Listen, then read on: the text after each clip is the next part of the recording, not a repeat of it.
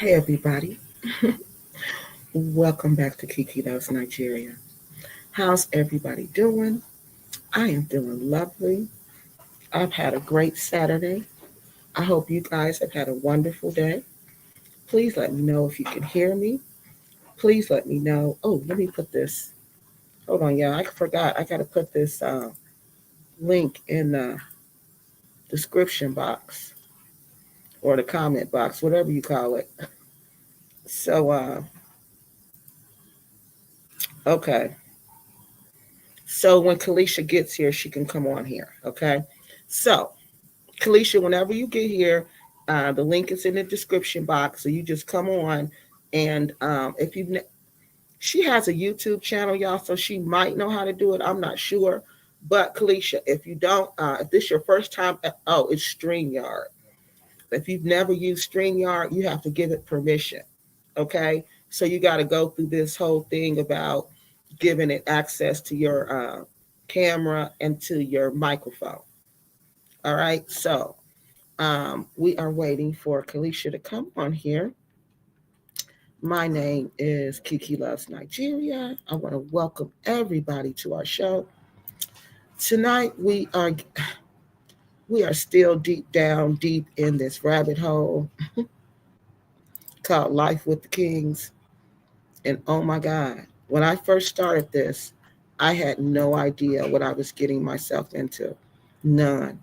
I thought this was just going to be, the usual little series that we do. We do our series, we be in, we be out real quick. Mm-mm. No, not this one. This one is so deep that I don't even know how to get out. That I'm sitting here asking myself, how do I get out?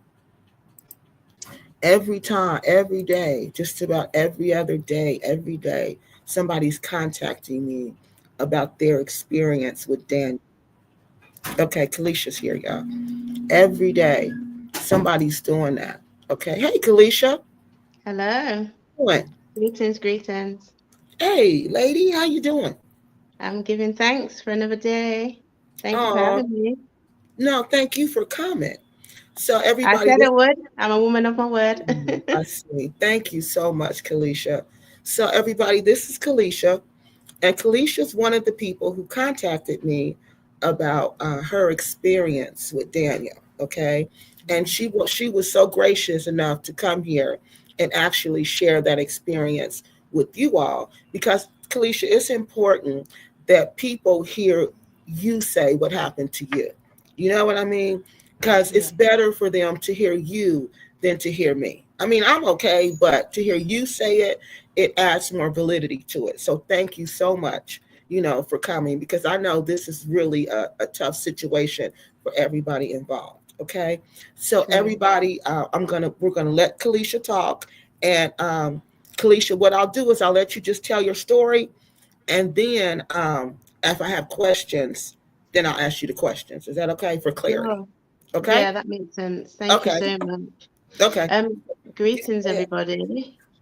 Just thank you for the opportunity to Kiki for giving me this opportunity because, like she said, I think she's done a really good job at actually being humble in sharing what people have said, but I just thought it's good to put a face out there and let people know that there's real people like myself who has again been through this journey for a long time, have heard um, and had the direct experiences with the Kings and need to hear the truth of what the real experience has been like. And I'm not here to bash the Kings at all. That is not my intention. I'm really not going to give them that kind of attention or energy. What I'm here to do is straight up tell you what the customer experience was like for me. Just humbly coming in after watching them for, hi, London lady. And I just want to thank you all for just taking the time just to hear my side of the story because, again, it's been very much divided. Like some people have been very kind about the people that have come forward in the comments, and some people have been really nasty. I'm just like, really? Like, and when you probe a bit further, you find out they don't really know anything. It's just their own opinions about just seeing one or two comments, you know, or one or two videos. Like, you've got to remember, some people have invested 2 years, a year plus of their life following a journey of somebody, and then investing their money that for some of us have not had to waste.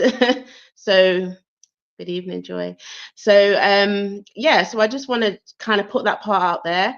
Also, before I share my story, I just want to say I'm not affiliated to the Kings anymore, because I left their groups, or the ones I wasn't chucked out of, I left for myself. And also the people who have taken it, well, the lady who's in charge now, I've also, I'm not involved in that either. I tried, and it wasn't for me. So I'm speaking of my personal independent experience, not connected to either of those journeys right now. Okay, I have a So question. that's Now, all. why, Okay. what was wrong with the new Regina? That's her name, right? Yes. So why didn't you want to work with them? Girl, that's a whole nother whole nother episode. Yeah. Oh, okay.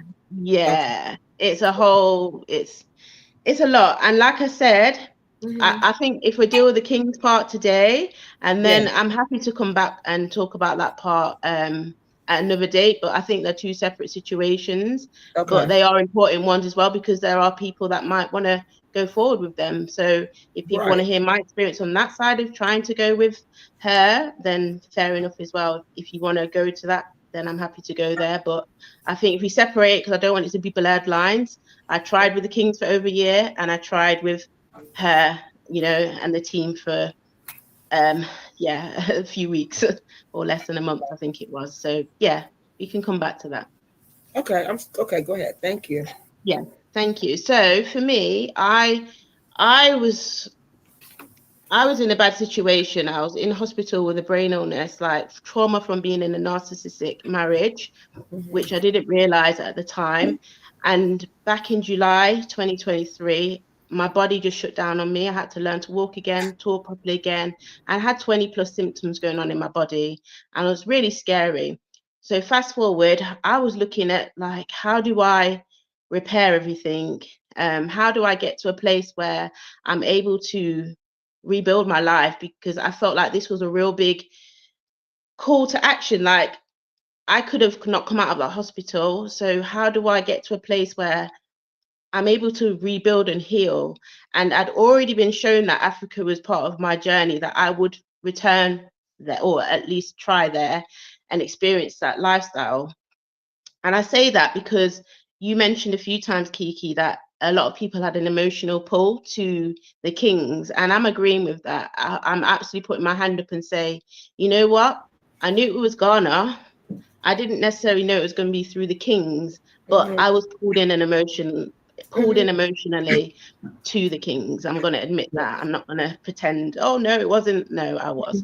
Um, and I'm also going to admit as well, we use the same terms. The Most High is in your Bibles. Go in your King James Bibles. The Most High is there. God is there. There's a lot of names that He's used, the Creator is used for. So if we're just going to get pulled upon names, we're going to fall very hard, because the darkness that's come into this world, let's not just be pulled by names that people are using. Allah, God, big G, little G, you know, all those Yes. things are just a small snippet. We've got to look at the fruit of a person. And that's one thing, when I've evaluated and come to my right mind and evaluated all the red flags I was collecting, I was like, how did I miss this? You know, how did I allow myself to just stumble into this, I don't know, just a hot mess? But I did, and I've learned from it, and now that's why I'm here today. So all of that out the way, I was watching their videos because, like I said, Ghana was in my spirit from a long time. Hello. And I just was really like, Ghana is my starting point. I don't know where it's going to go, but that's where I'm going to start. Before I'd even search my first YouTube channel, I prayed about it, and I knew that was my starting point. So then as I started to research it, you know, the good old algorithm, it starts pulling people on YouTube and that lot. And then I started seeing people. There was another channel I was following. I was even in Tanzania at one point, like seeing what was going on in Tanzania. And I saw one channel with a woman that was selling land, and the Most High, yeah, just told me stay clear from that person. And I was like, okay, let's keep going. So then I got looking at the King's channel, and I was like, wow, okay.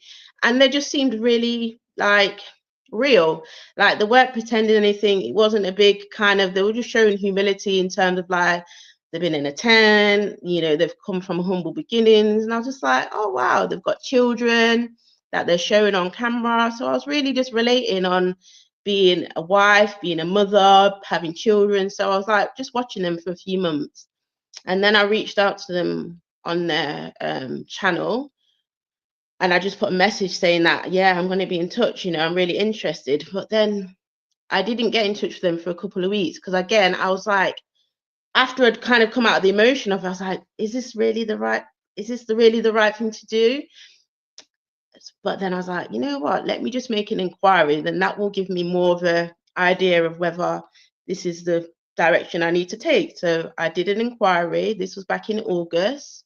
And by this time, they'd already registered as Kingdom developers in 2023, August 2023. So I reached out to his PA, because at that point he was kind of saying like, I've got a PA, go through them. They're doing with the initial inquiries, etc. So that's what I did. And then surprisingly, I get a not surprisingly, let me just rewind back a little bit. So I send the email, get an email back pretty much straight away, same day at least, from his PA, just kind of thanking me for the inquiry. I asked a few questions just to query things, and then even that didn't line up at first, because I was talking about having payment plans for people like low incomes, etc. And she was saying how like, oh no, payment plans are only for like really big amounts of land and stuff like that. Oh, I'm sure I remember seeing in a video that, you know, that they would do payment plans and da. So it was kind of talking about little things like that. And then she was like, okay, well, if you give me a number, we can communicate on WhatsApp. So I did give my number in, and then I didn't hear back from the PA. I get a WhatsApp message from Daniel Kiing himself. And I'm just like, oh, like, I was quite shocked actually, because, you know, he had said he'd been so busy and so on. And I thought I wasn't expecting to disturb him this early on. But he was like, oh, you know what? You said my father's name too many times for me to ignore your email. So obviously he'd seen what I'd put, and he obviously reached out. So he reached out, and we had a phone call. And within that phone call, it went from an inquiry to me like pretty much buying land. And I laugh about it now, because I'm just like, I've purchased a house and I've done a whole lot of things, and I'm just like, I've never moved like that so impulsively. Do you know what I mean? And I was just like, I look back now, I'm just thinking, what was I thinking? Like, I just wanted it so badly. And the momentum of the conversation was like, land's going quickly, there's only a few plots left. So it was either like, you know, take it or you're going to be left behind, sort of thing. And I was just like, oh, you say something, Kiki? So did you feel like a sense of urgency? Yeah, I did, because he even had to go back. He was like, I'm going to have to get back to you because there's a plot of land, but I'm not sure if it's going to be available. So I have to get back to you. And then it was that kind of anticipation of waiting to hear back from him. Like, is it going to be available? Because one thing that got me was I'd always had this vision about worshiping, because I'm a songwriter and I love worshiping. Mm-hmm. I love worshiping the Creator. I love writing songs, etc. So that pulled me in, because when he spoke about worship garden, I was like, that's a vision I've seen. I've seen a group of people just worshiping our Father, Heavenly Father, just really understanding that we're here only because of him. Like, just praise is going up in nature, you know. I saw that. So when he spoke about that, that was just like my plug. I was like, oh my gosh, that's my plug. That means I'm meant to be here. Even though God has got so many beautiful green spaces, that's what plugged me in. And then on top of that, you know, with my husband, or my ex-husband, I really wanted to kind of get something that would like pull him in, you know, to being the man that I knew he could be, by having some land and having something that he could steward, and having something that, you know, he can kind of build something for our family, etc. So I felt like I had a lot of weight on my shoulders to try and make something happen, even though deep down I'm looking back, it wasn't going to happen. And I say all that to say that was my plug. I wanted to fix a lot of things and I just couldn't. So fast forward, then he gets back to Okay. me and he says the land is available. Oh, go on. So I have a question. Yeah. So you went there. So I'm trying to get your mindset for Mm, behind the purchasing of this land mm, and going to Ghana and like relocating and yeah. doing all these things. I So, haven't been to Ghana. I've never been. oh, No. you've never been there yet? Mm, Oh, okay. So to buy the land, to do all of this to a place you've never been, I know. and so you went, so you were thinking that this was going to help you heal physically, and it was going to also help your relationship. That's Is correct. that Yeah. correct? Okay, a lot of Hmm. people do that. So Yeah. don't feel like, oh, why would I do that? Or why did I do that? A lot of people have done that. Okay. So they get, I don't know, they get this in their head. And the people there, the expats there kind of feed into this thinking also. So don't feel like, why would I think like that? A lot of them think like that. Okay. Yeah. And then I want to thank African Goddess. Thank you so much for your super chat. That's really sweet of you. All right, Kelisha, go ahead, sweetie. Finish your. Thank you so much. And yeah, that was a big aspect of it because I'd actually spent a lot of time in Jamaica. So I wasn't going with my eyes closed of going from like, oh, living a luxury life well, not even a luxury life, living a Western mindset life in the UK and then jumping into a bush and not really understanding what bush life is like. Like I'd lived in the country of Jamaica for like over, oh, thank you. For over a year put together, like 6 months at a time, especially with two young children as well. So I had experience living a very humble life in Jamaica. So I knew, when the water shuts off, or when you're having to go down to the pipe, or when you have to bathe outside, etc. Oh, thank you. Oh, people are being so kind. Thank you. So I understood that that real side of living back to the basics basically. But that wasn't it for me. It was the point of like coming together with like a like-minded people, like people that just understood and respected that the Heavenly Father, because especially here in the UK, like he's like a genie in the bottle for a lot of people. Like they call on him when they need something, and then they're just like, God who, Yahoo, you know what I mean? So I was just looking forward to connecting with people who had a true humility for the Heavenly Father and wanted to go back to like the original lifestyle that he had for us, like just get used to that community way of living, like mindset of like working together. Hey, I've got some potatoes, I've got some tomatoes, like I get in the Jamaican countryside. I just love that about Jamaica. I love the simpleness of Jamaica. um so that's why I was drawn to that as well. And it was going to be a fresh start for me and my husband, an investment as well, because again, I wanted our marriage to work so badly. I was willing to do anything, to be honest, even spend my last few pennies.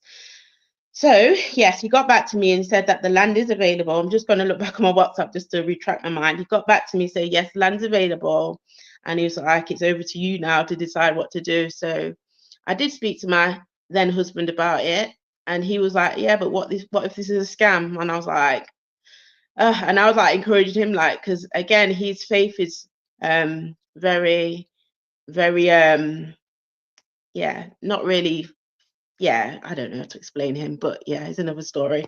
But yeah, so he wasn't really thinking of it from a faith value. He's more talking about like, losing out on money if it's not real. And I was like, yeah, it could be, but let's take this leap of faith, like let's just try, we kind of need this. And he just agreed with it, but he kind of disagrees with everything. It's just not really a discerning person. That's the word I was looking for. He's not really discerning in that way of like knowing whether this is from the Heavenly Father, yeah, or not. He was just kind of doing it from his own mind of like, this could be a scam. And I was like, yeah, it could be, but let's try. So again, I did try, and I say let's try. Like I paid for everything. What he didn't lose out of no money because he didn't pay for anything. But so I did pay. I put down a deposit, and I couldn't even. So this is why it's so interesting, because I even expressed to Daniel like some of what I'd gone through, like emotionally, and how ill I was, etc. And yet to know that he was still willing to take this money off me and not even just say, you know what, let me just hold this land for you, have a think about it, pray about it, because I even showed him my not a bank account. I showed him that because I was so ill, I was really struggling with taking care of my children like day in, day out, because I was homeschooling before. So I had to put them back into school and back into nursery.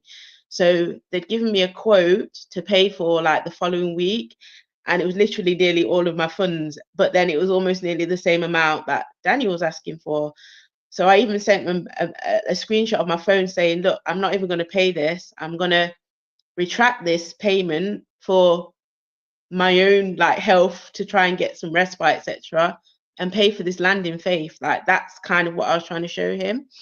And that's what I did. I stopped the nursery payment. Well, I didn't even go through the nursery payment. I just reduced it back down to the minimum of the free child care, which was like 3 half days instead of like 3 full days, for example, or 4 full days, which is what I probably really needed. And I just literally survived on 3 half days and paid him the money.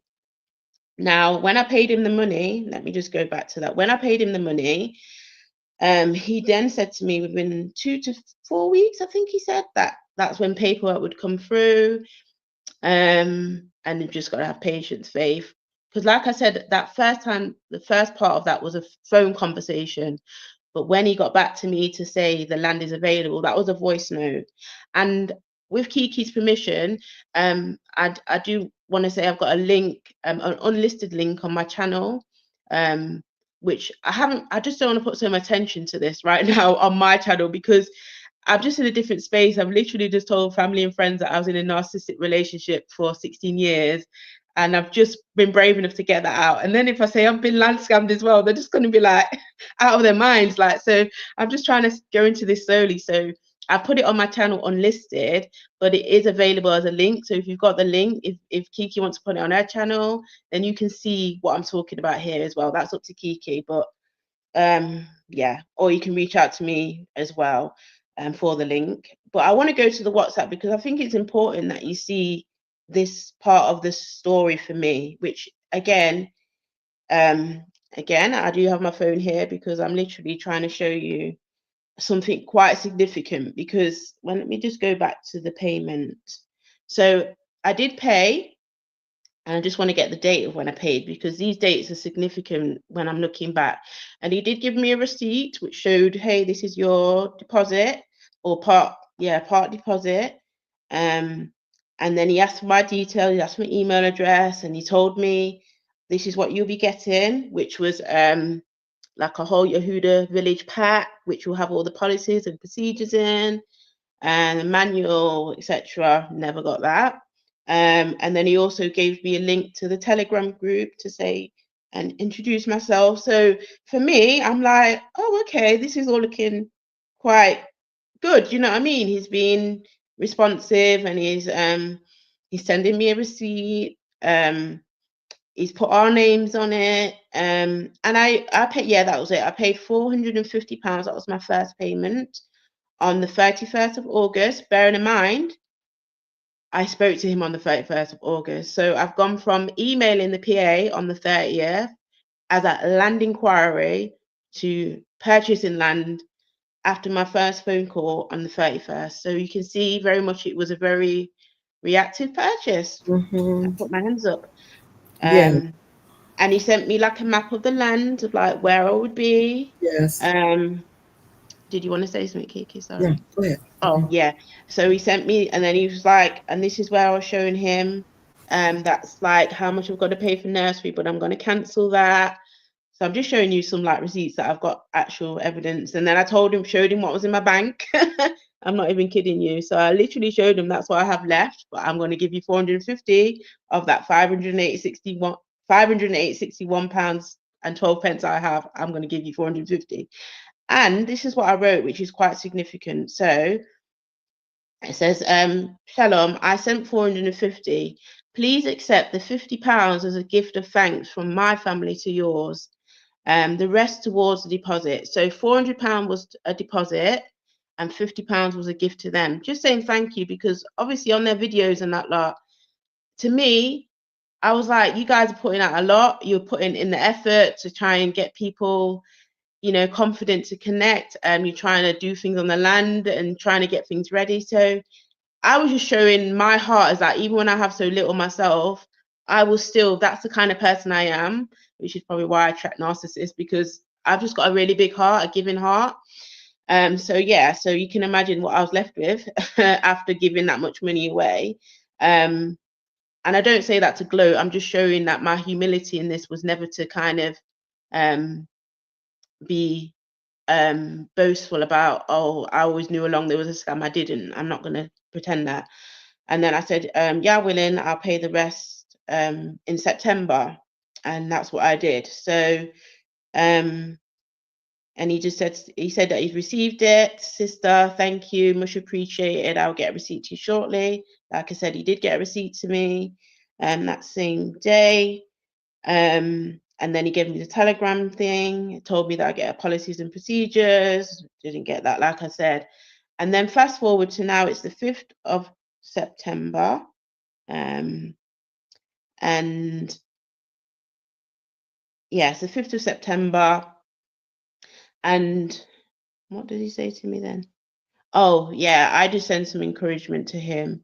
And then I just sent some, and it's really interesting because when I was going back through these messages, there's a lot of things that the Most High was using to actually speak to them about, actually, both of them, Daniel and Jarrell, to actually think about. And when I look at these things, considering they say all the time that they're very much about the scripture, the word, and that lot, it was very much, there was no reaction to things that I would put scripture wise, or, you know, if I'd send like a word of encouragement, stuff like that, it was very much, there was never ever really response to it. And I was just like, when I look back now, I look at that now when they're always on their YouTube preaching and sharing scriptures and quoting the word and that, like, I'm looking and thinking, but in my messages, you barely responded to nothing, like a little love heart here, but never nothing back around that. And I just equated it to busyness. I thought, well, you're just busy. I get that. But not even once over after a whole year of you not one responsive stuff about, like, anyway, that's just lessons learned. And then, like I said, fast forward. Then in November, I do reach out to him about going to Ghana, traveling in the next year, the following year, 2024. And then he does, this is interesting actually. So he does say, because he said to me before, and we'd had a YouTube, no, not YouTube, we'd had a Zoom call in this time as well. And he said, you know, if ever you want to come, just reach out, I'll help you out. And then I'd reached out and I asked about getting some help with that. And he did do me a voice call about that actually. And with that, I was asking questions about where I could stay and different things like that. And he was just like, oh, well, you could stay here and this, there, but I'll send you more information. And I explained to him that the PA at that time had been in contact. And he was telling me the best time of the year to come as well. So that happened, but there were some things that he said he would do after that phone call that never happened, which would have actually helped me actually secure something. And I never got anything further from that. And I just want to check this, but I believe, because I was waiting to hear back from him, and this will be in one of my links anyway, because I will put this detail here because it's quite significant, because I couldn't really pin him down when I was trying to get some help from him. But then what I did is I joined myself to a group consultation, because I thought, well, if I can't get him one-on-one, if I just join this group consultation, then I'll be able to ask my questions in this group consultation. But then as soon as I put myself in this group consultation, it was like, oh, was it his PA that reached out and said, oh, no, you don't have to join that.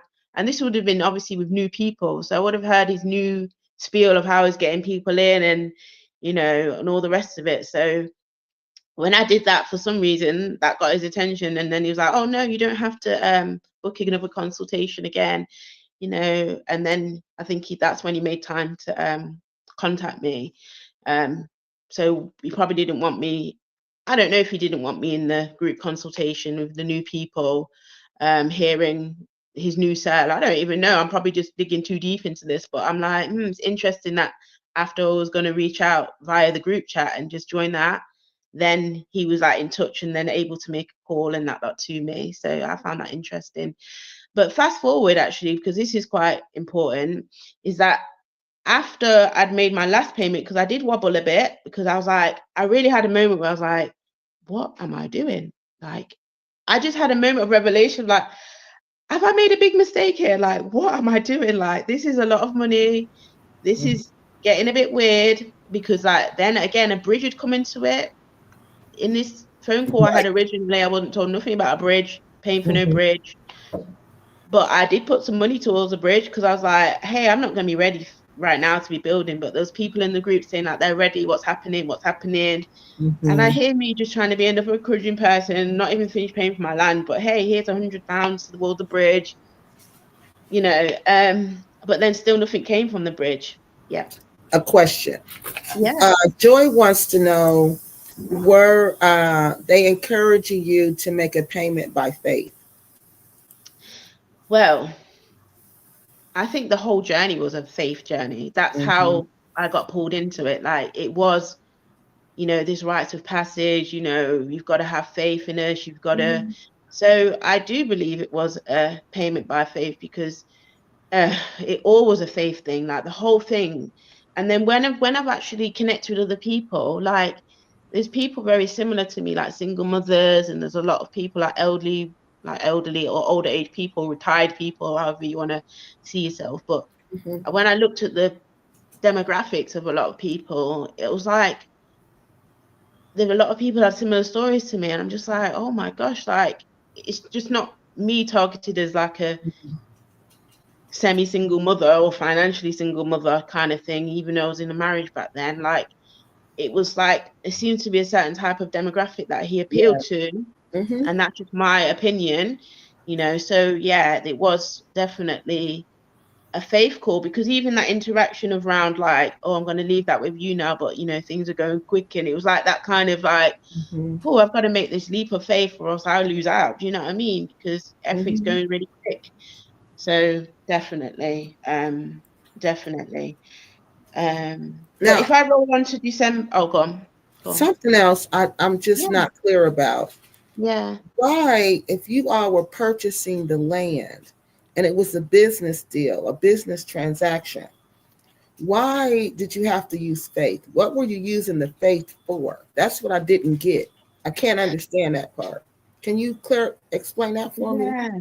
Do you know what? That's such a really important question, I believe, because with regards to some of the situations that we're in, especially those that have had stories. So literally, if you remember what I said at the beginning, that he was compelled by the fact that I use his father's name, and obviously in my email I had put my some of my vulnerabilities about like what I'd gone through. So I do believe when I look at that, he obviously was able to pick the people that he thought he could get Mm, yeah. get that kind of response from, because I have seen faith in action in my life. Like I've seen a lot of things go wrong in my life, but I've prayed about it and I've overcome it by faith. Like I was in hospital with pneumonia, like literally during the COVID, Mm-hmm. seeing people wheeled out, dead, you know what I mean? So I've seen such a lot, and I know faith is a real thing, but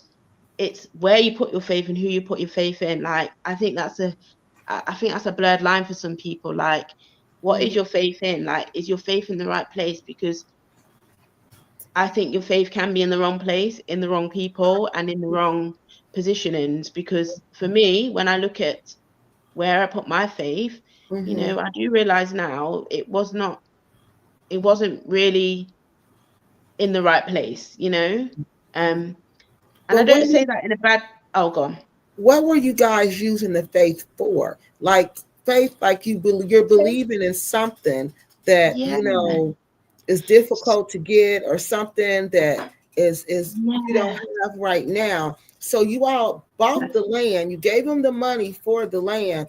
So what Mm. were you using the faith for? Yes, What were good you supposed to question. believing in Yeah. to get So the when faith you was in paid your money?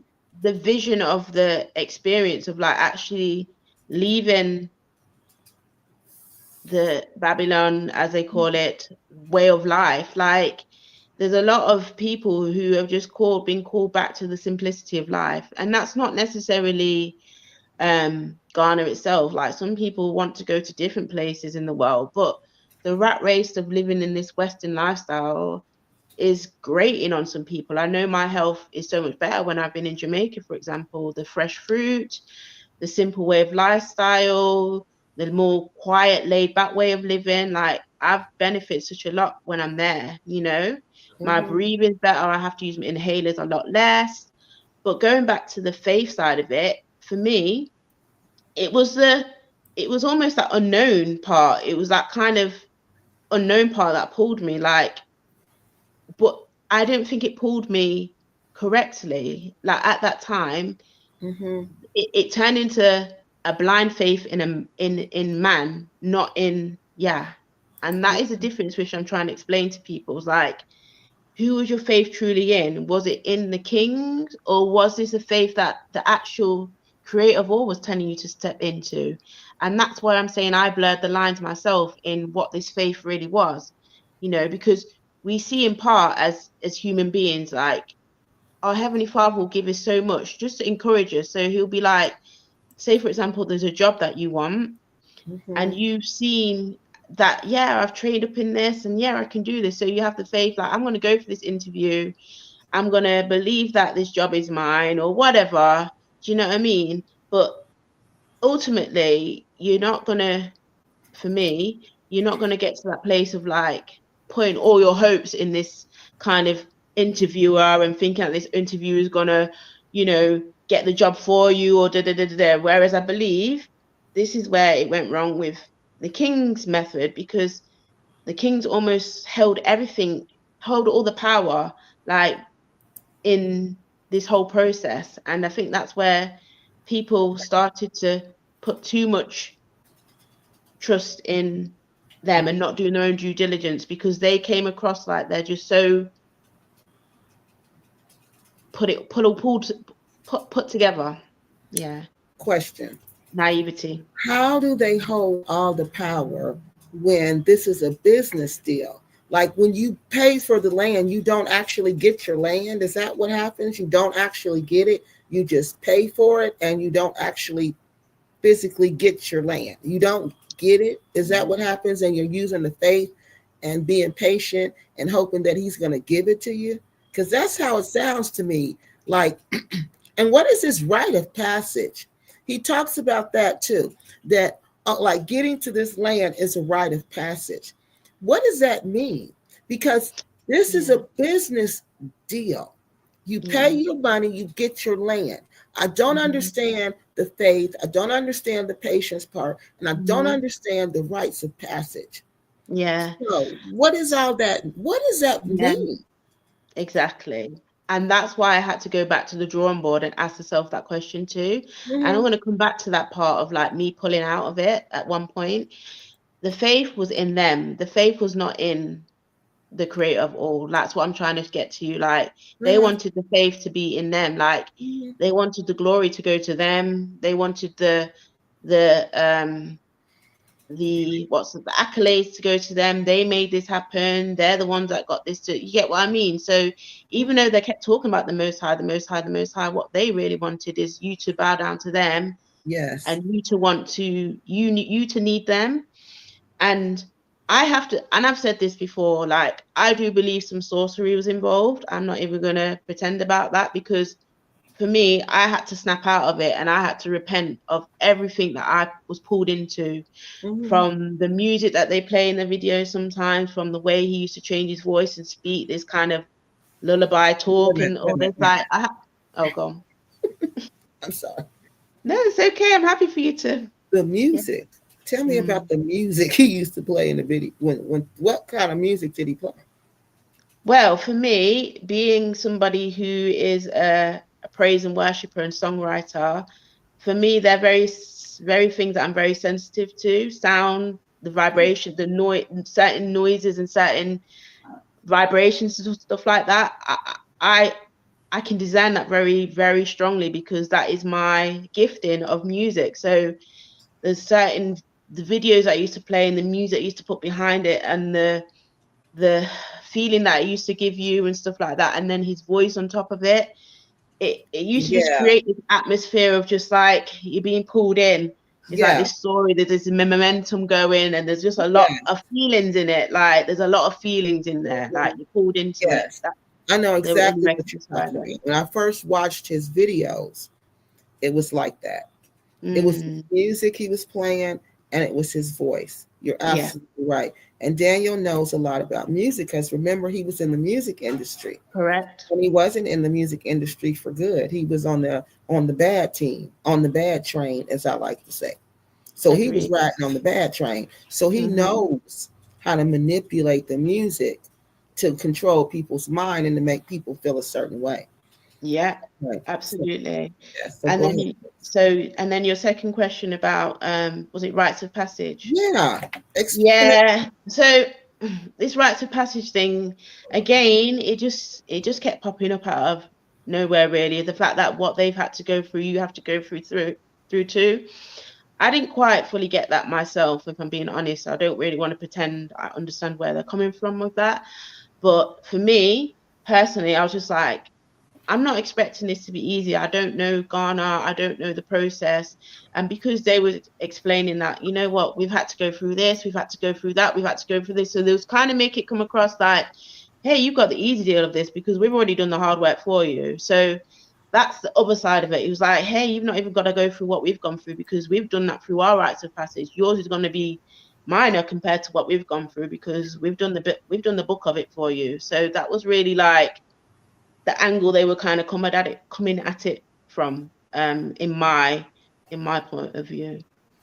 You asked another question and I forgot it. I apologize. You said something else. You said rites of passage and you said something else which was important. The Um patience. What were you using the patience for?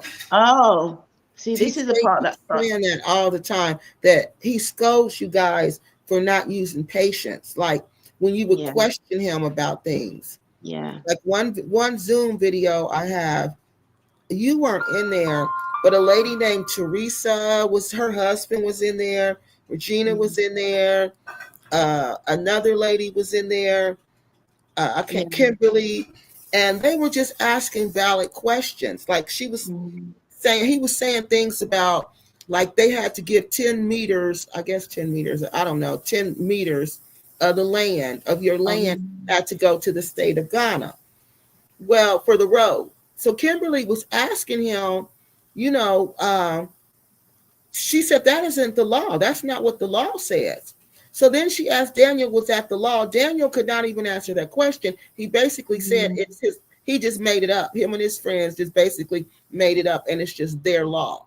So my question is, uh, what is the patience for? Is it just for waiting for him to decide who's going to get to live on the land or who's going to get their papers or who's going to, I don't know, what is it for? That's what I'm at. I don't know what yeah.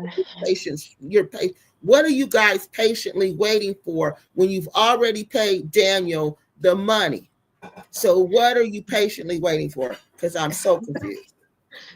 You know what? I have to laugh because like just even hearing that question out loud, like now I'm out of it. I'm just like, man, like this really got us good, you know what I mean? Because like these are just common sense questions. You get what I mean? But you I don't know how to explain it to like when you're in this situation, it's like it's such a majestic pull that is just not Mm-hmm. normal. Do you know what I mean? And one thing for me around this patient situation was it was just like for me he was just biding time of like getting more funds in because like I said there was a big gap between when I paid my first two deposits and paid half and then when I paid the other 900 because um um so that was a real big kind of plug for me when I realized this patience thing like what is this endurance about like it got to a point where people were just getting deleted out of groups and you didn't know why. Like, we had a Telegram group, and then people were just being removed, and we was like, there was no, there was no, there was nobody saying nothing. Like, none of the, well, Daniel just never really explained, oh, this person's gone for that, or this, we're just gone, and we'll just be like, is anyone going to say anything about this? And even going back to the bridge situation, like, it was almost like we were being scolded about this bridge for not paying up. And I was even trying to encourage, like, people. I was like, well, you know, this bridge is just going to be one of many things we have to pay for. Like, we didn't come in there believing that, hey, you know, Daniel King's going to do everything. Like, we knew that we were going to have to, like, put some resources together ourselves. But then it made me realize, like, there's a real discord, like, behind the scenes here that I'm not really understanding. Like, I could see a divide without people saying there's a divide, because again, even in the midst of all of this craziness, I was still collecting my red flags. I still was like, had this real kind of sense of like, something's not right here, but I can't quite put my finger on it. But I just know something's not quite right. So the patience thing, I just don't even know whether he thought some of us would ever even end up on that land, or whether it will just, after those 2 years, hey, you've had your 2 years, so I'll get it back, sort of thing, you know? I don't even know, because if he saw my account and realized I only had 500 something pounds, like, what did he think I was going to be doing in 2 years, really? What did I think I was going to do in 2 years' time? Do you know what I mean? So when I look at all of that, I'm like, really, was I even in a position to even commit to this? Like, and they're all the questions that I have in my head now. But the reason I went forward with it, which I'll come on to, wasn't for myself in the end. I did wake up to the situation, and I became in the long game for a good reason. But I'll come back to that, because I want to go. Did somebody have some questions? Because I can see some question marks going on. It Or do you said, want to come back to them? Stan there says, did you base it solely on faith without getting to inspect the property? Yeah, I was really silly. Yeah, I did. I've never been to Ghana. I have a stamp in my passport because I did try and go. But I had some issues because me and my husband are separated at that time, and he wouldn't agree to signing for the children to travel with me. I didn't know that was a thing in Ghana, because I can go to Jamaica, I can go to other places without his permission, but I couldn't go to Ghana without his permission, the children's father's permission. So yeah, I've never been. I bought it solely on their word, really. I never ever even saw my patch of land to date. I have no idea, other than the picture that he showed me, of what it would have ever looked like. So no. Well, okay. Hold on, Kelisha. Sure. Someone is in the comment section who says that they're Daniel's relative. And Oh, she right. says her name is S.A. And she says, this is T. King's auntie here. Oh, no, not Daniel's. I'm sorry, the daughter's auntie. I guess the daughter. Remember the daughter? Daniel has a daughter. Oh, yeah. Okay, this is her auntie. And she says, just tuning in to hear Kelisha's story. I have dealt with these people, and let me tell you, everything about them is fake. She says, hold on, let me finish telling you what else she says. She says, in the 18 years that I have known Mrs. Kiing, I have never known her to follow any religion. So you can imagine how shocked I was when she started reading all these scriptures. That's real acting, guys. So that's what I'm saying. These people, they're just saying that these people are scammers. So let me ask you this, okay? Did you feel, we have here something here called the State Department, okay? And they give these warnings about different countries. And if you look up Ghana here, they'll tell you don't do land deals in Ghana because it's all a scam. Okay, they warn you against that. So when you guys were doing these land deals with Dan, and they were all the things Daniel was doing, the urgency, the sense of urgency, demanding the down payment, demanding all the money, all those are red flags that this is a scam. Okay, because you can't never really own the land in Ghana, okay? And then there's this middle person, which is Daniel. And then there's somebody who claims to really own the land, which was the dude Kwame.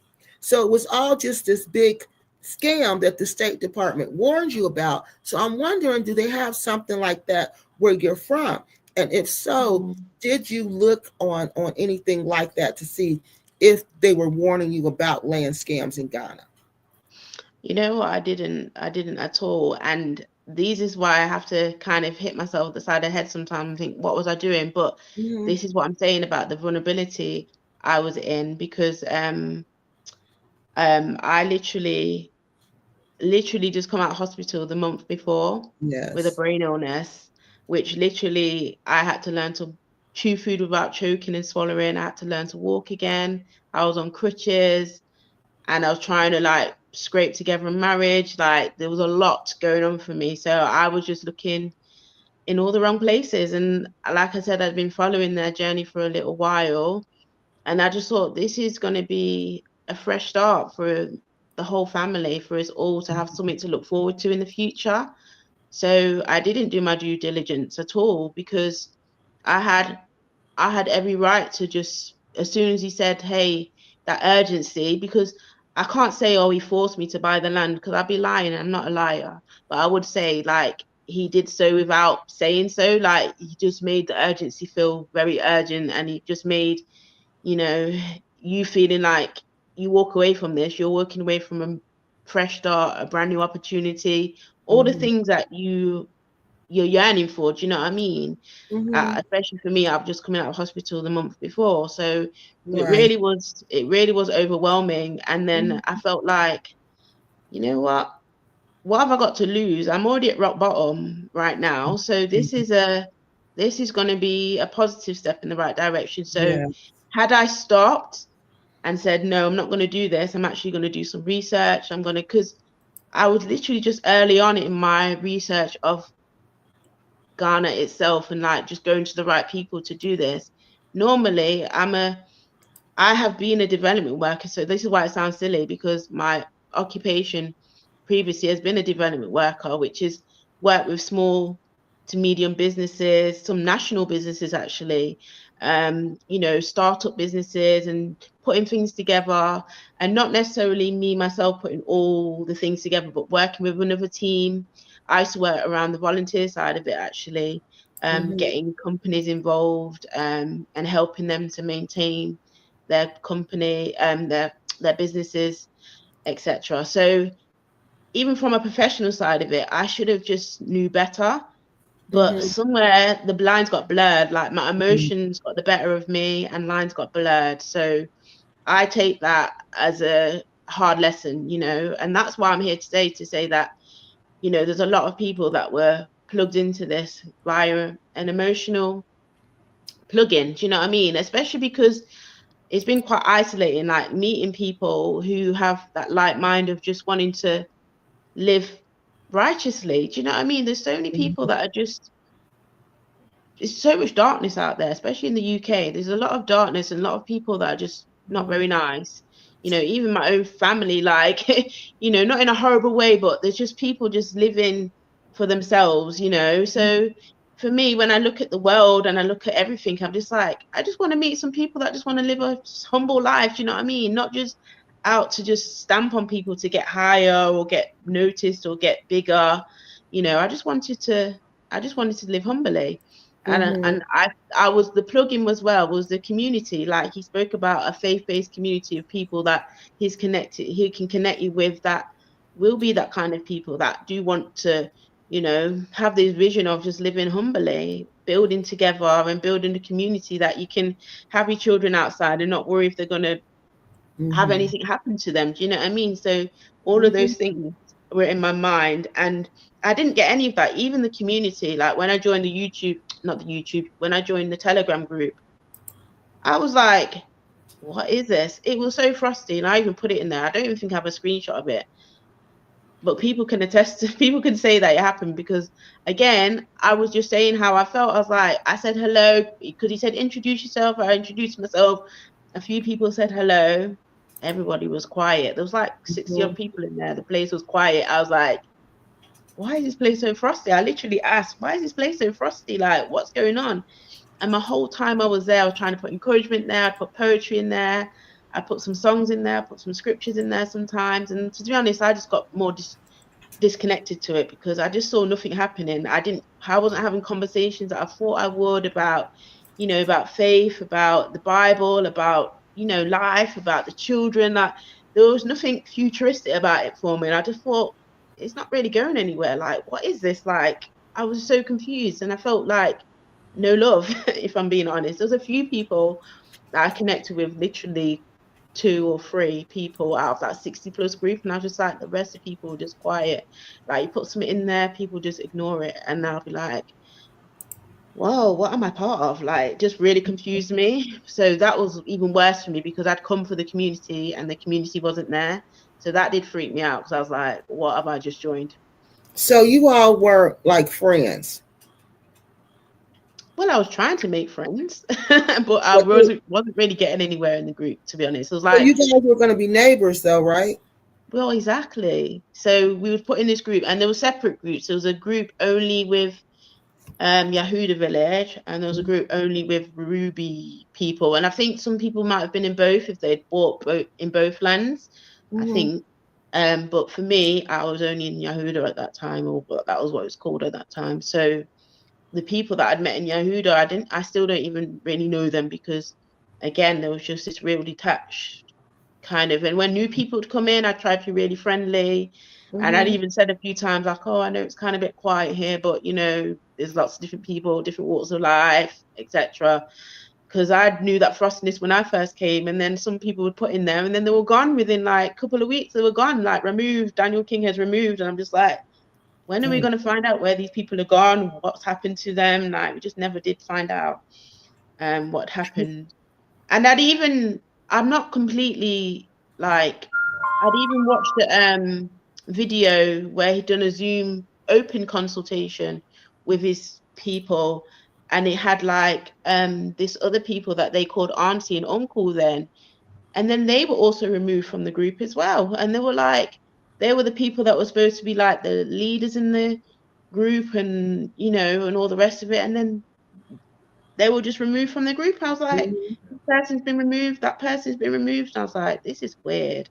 This is super weird because you really bigged up those people saying that they're your spiritual, I don't even know what you called it, that pen, but they were like, someone that they looked up to spiritually, and then they were just removed from the group. And I was like, okay. And then I seen them connected to his daughter and son-in-law now, and they're all together, and then they're all separate. And I'm just like scratching my head, thinking this is just all very messy. Like, but they never got mentioned again. Like, really weird.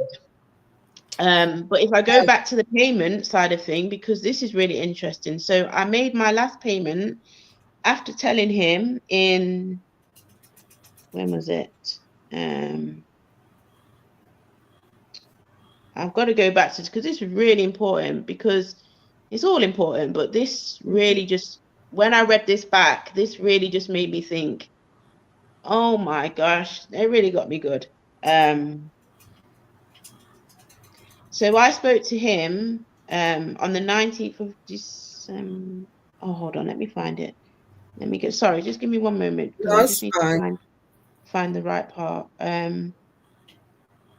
So we'd had a Zoom meeting where he'd kind of discussed a few more things with us. And, it was kind of an interesting meeting because I think it was at the last meeting, he then declared himself as the king of Judah.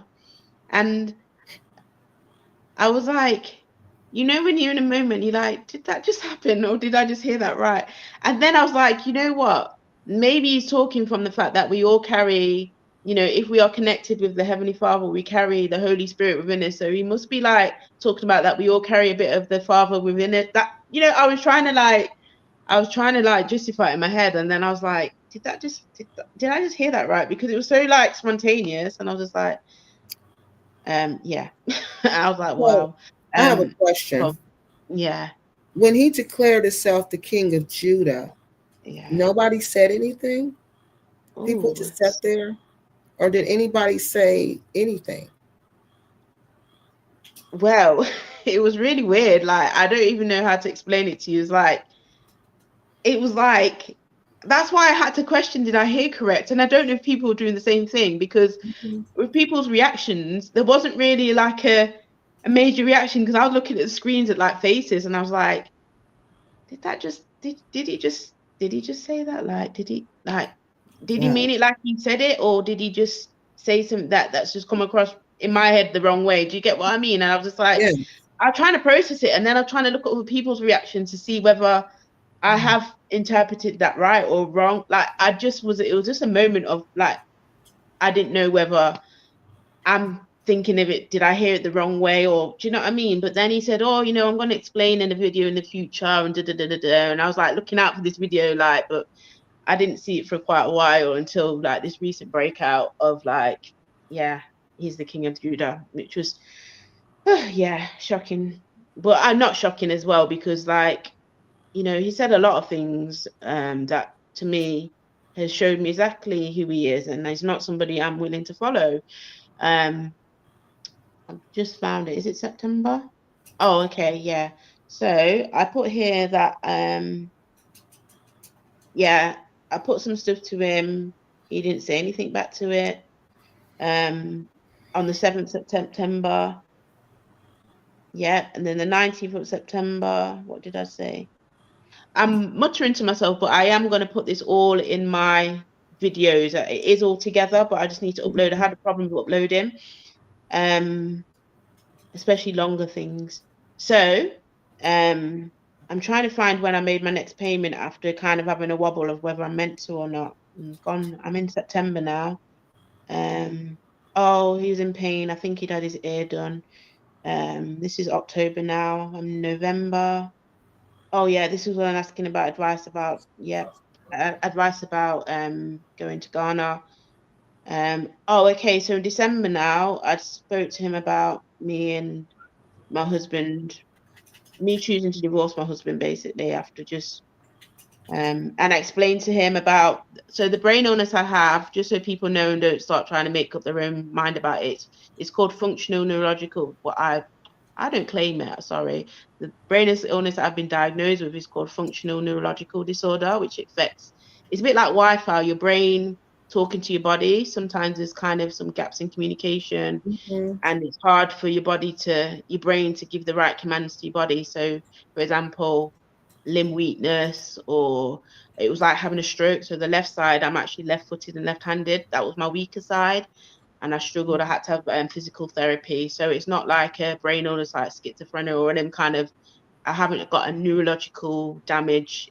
The actual, I've had brain scans and everything. Everything is intact. I don't have any physical damage. It's actually it's trauma based. So you imagine 16 years in a traumatic marriage from the get go. And I'll just tell you this part.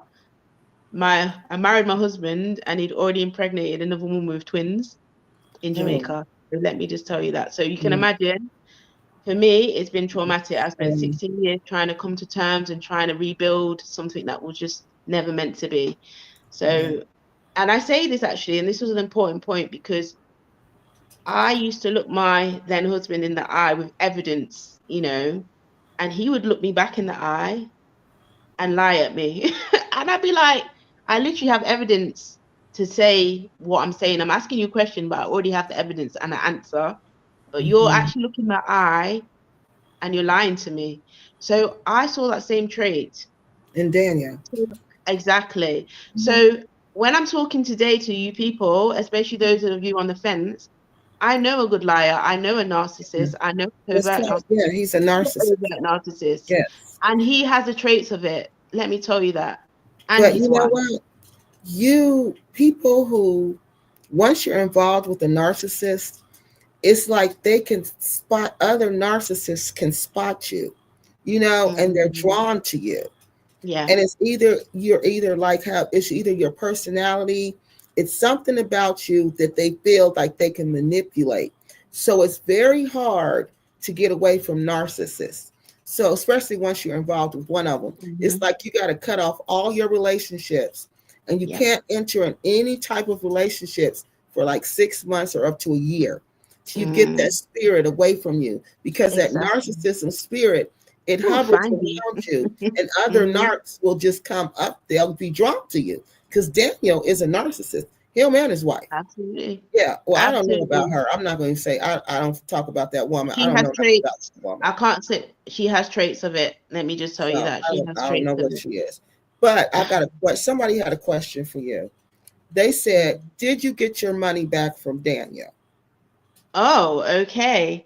So I thought that's a bit I'm coming to. Yeah, I can't say your name, Zora. Zora. But that's the bit I'm coming to. So that's why I'm scrolling down. So I'm in November now because I explained to him I have FND and okay, let me just read this part to you because I think this is going to put into picture. So the 19th of December, um, oh, so he was offering to refund me for the consultation fee I paid for the group consultation because, and I said put that to the bridge. It was at £35 or something.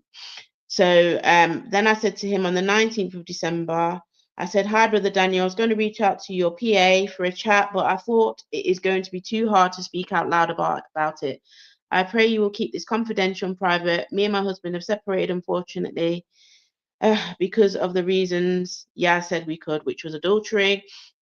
It has hurt me as it's been 15 plus years investment in my first love and what I thought would be my last love. Has been working on my healing process from being hurt and betrayed and realigning my steps under his order as my now sole covering." And I said, when I came out of hospital in July, diagnosed with this brain illness, FND, which I've just explained to you, I panicked and I remembered the vision had given me of Ghana being the place to start. So I ran ahead and tried to do what I do, fix things for our marriage. I bought the land, hoping it would allow my husband to lead and have his mind focus on something for our family. But showed me he was still not ready to make the necessary changes to commit. That was my ex-husband. So the vision of us being in the village together is gone.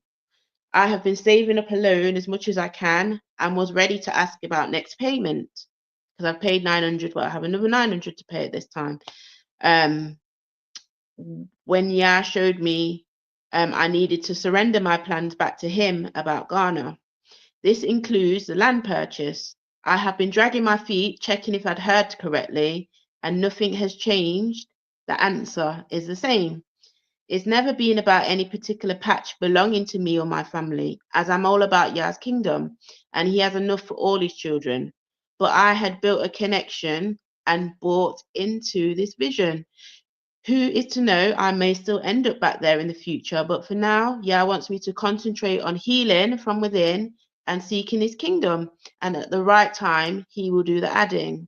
So I'm not sure what the process is, handing the land back to you for a family who is ready to run with a vision. Thank you for your support along the way. We'll still continue to pray for you all. Shalom, Kelisha.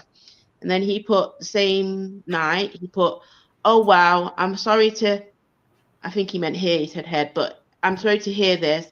I pray Mm-hmm. the Most High leads and guides you in the right direction. Unfortunately, we don't do refunds on the land. Once the chiefs are paid, there is no way of getting that money back. What I can do is see if we can resell your piece, but you will lose, I think he meant a fraction due to the process." Mm-hmm. So I just said to him, "Thank you for explaining. Loss is something I'm getting used to. Home, job, health, marriage. But will let me rise again, just as he did Job. I just need to heal from the hurt, embarrassment, and shame and stigma that comes with separation. It's not about the money. I just want to be in obedience to Yah's. And whatever comes back to me, I still want a portion to go back to the bridge. Go to the bridge. Shalom." And then he says, "I will continue to pray for your covenant, sis." And he says something else a bit more personal, so I won't say that part. But it's really interesting because of all the things I said about F&D, about my health, about my marriage, job loss, the only thing he prayed about was the covenant, which was the only thing that told me to run far from. And I found that interesting when I look back on that, thinking, why is he praying about the thing that the creator told me to end? Why would you pray about that covenant? Like, it's not even a covenant. Like, it's not even something that I can go back to. I'll literally die. I'll be put in a coffin and I won't even exist anymore. That's how torturous this was. Do you know what I mean? So I just found that interesting when I look back on it. Well, Um, so yeah, here's like a, I want to ask you about this fulfillment of our soul, which is John, and he says they sprinkled the mm, repatriation dust on you. It makes you happy to yeah, finally be on the continent, but when the dust settles, they got you. mm. So did you feel like that? Did you feel like they sprinkled some kind of mind control dust over you? And then you were just so happy and giddy to think that you were owning this land and that you were going to be a part of this community. But then after the dust settled, did you feel like you were really taken advantage of? Very similar to that. Very similar to that, because I have to say that, for me, Daniel never told me that I would own the land outright. He always said that it was leased land. And I Oh, do good. admit he did explain that, and Okay, good. it wasn't about owning land for me, because I'm not that kind of person.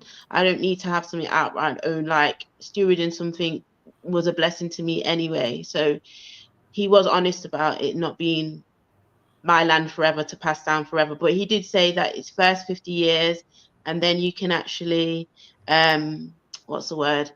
Then he's already bought into the renegotiation at an automatic um, renewal of 50 years, I think he said, something like that, 55 years. Anyway, we didn't have nothing to worry about for nearly 100 years for our lineage. You know what I mean? So that was the Okay. way he sold it to me, and that was enough. I was like, well, that's more than enough to give our generation and myself a kind of head start. With the repatriation dust, I do get that, because it wasn't just land. He was he was promoting a whole package, like connecting people with like-minded people, connecting you with like going back to your roots of like just living off land and building a community together. It was like this whole package that really you dreamed of. So um I do get the whole kind of idea of like selling a dream. It really was. It really was. But like I said, Mhm. when I got in the group, it already crumbled from me at the beginning, because no one was really talking. No one was really, there was like, I think there was about three, maybe four people that actually started kind of messaging me privately and actually having some conversation. Other than that, you can imagine 60 plus people. And then even in the group, it was just like no fluid dialogue, no kind of fluid talk about, even when one person came in really excited talking about, oh, they love gardening and love this and that, and that, it was just cold. I was just like, I felt so bad for them, and then they were gone. Like there's just people were here and then they were gone. Like I just think people will just realize, some people just realize it just was not something weren't adding up. But no one really, the funny thing was, even though we had all these red flags, there was nothing concrete just to really hold on to. And I think that comes back from not doing our due diligence. Because, like, if I then started to kind of go back and look at, like, okay, let me look at what the process of owning land looks like Yes. for other people, other companies, how are other people doing it? And I did actually start doing that. There was another company on there that an established company, that somebody that was in the Ruby group pulled out of the Ruby group, and then they went and got land with this other company, and they got land, they were building, they're now in their home. And I was just like, how are they doing this so quickly and so easily? And we're still not even got paperwork. Like I still do not have paperwork to this day. I just Oh, have a receipt. I don't even have an indenture. I've never seen my little blue book that I paid £1,700 for. I never got my little indenture book. So, and he told me originally 2 to 4 weeks, I'll send it out. And then again, when I paid the rest of the money, I'll get the paperwork out to you. And I never got it. And I was just like, at this point, he was then plugging the fact that, oh, he's been so ill. There's so many people with the Ruby problems. So I also have to say, like, he almost played one group against each other, because he was like, oh, the Ruby have been rebellious and they're being the draining him and the this, that, and the other. And I was like, almost start feeling sorry for them, because I was thinking, wow, because I didn't know these Ruby people. Like it was just his play in Zoom meetings, or he was thanking us for our patience and not bugging him, in a layman's terms, should I say, because he's got it rough with the Ruby law and all the rest of it. And I was just like, I'm sitting here now still waiting all these months later for a paperwork, and now I paid in June. 2024. And now look, it's January 2025 and I still have no paperwork. I Yeah. finished paying, sorry, in June 2024. I've paid my first payment in August 2023. So you add Hmm. all that up and I still don't have one little blue book to my name. And you know what was really interesting? He kept saying, oh, only one person don't have paperwork. So you imagine everyone thinking they're that one, well, a lot of people thinking they're that one person One because person is I'm looking thin. now and some people are saying they ain't had paperwork, but I was thinking, yeah, it's me in the meeting thinking, yeah, I'm that one person, they got their paperwork. And then someone else is sitting there thinking, oh, I'm not the one person who hasn't got their paperwork, just me, just Mhm. me. How many just me's? You keep adding those one together, it's more than one. It's about 10, 5, 6, 7. So how many ones are out there? Like, because I've seen more than me that hasn't got paperwork, hasn't ever had that blue book. Mm. So I even asked that question on that other channel that I'd kind of put some kind of story together that, again, not like you where they've got receipts and they just went on hearsay, and I didn't quite like that because they've never even come back in the comments to answer anything and gave Miss Jarrell full reign going through the comments and just putting her little weight around. But I told her about herself, and I'm just like, why, who are these one people? Like, because I was one and someone else is saying they didn't get paperwork. That's two. So how many ones are out there? Because he Mm. kept saying there's only one person. I only know of one person who got their paperwork. Like, who's that one? Name them. Put my name out there. Is it me? Like, who is it? So Well, it's just all very weird stuff. African Goddess has a question for you. She Yeah. says, didn't Daniel split the communities into two different villages, the Mm. believers and the non believers? Did he do that? Well, he did kind of put that across because when I had that first conversation with him, he did kind of say, "Oh, I think you'll fit the Yahuda village because um, you know, of the conversation that we've had." So he did kind of say that, oh, the Ruby village is for ones that are kind of, you know, just kind of wanting land and not really wanting to kind of be a community and, not necessarily faith based or whatever else like that. So yeah, he did split the communities, and apparently you only got in if you were up to his par, really. Um, so yeah, he did.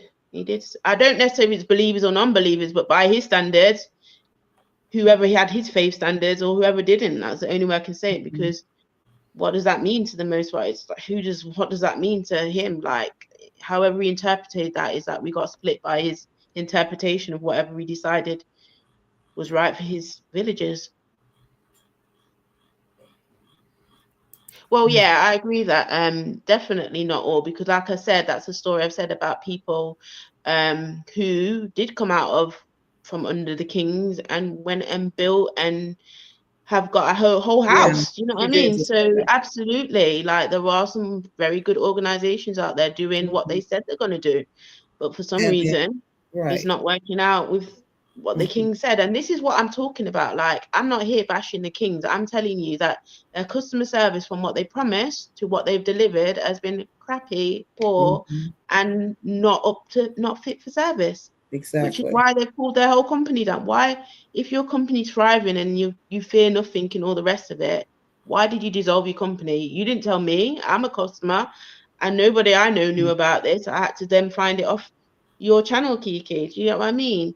Um, so for me, this is all very weird stuff. Like, you've just done stuff on the sly, and even him and his wife going to pray on the land. Like, I was scratching my head. I'm like, you've got this was before we deleted the groups, but you've got a whole group here that you say of people of faith that you put together in Yoda Village. Yet I'm seeing on YouTube you've gone to the land and gone to pray with. You didn't put one little comment in the group say today between 2 and this time we're going to be praying for the land. But then I have to see you parading on YouTube on the land, praying and declaring it yours and all the rest. I'm like, what is that about? Why are you redeclaring the land? Like, it just nothing made sense.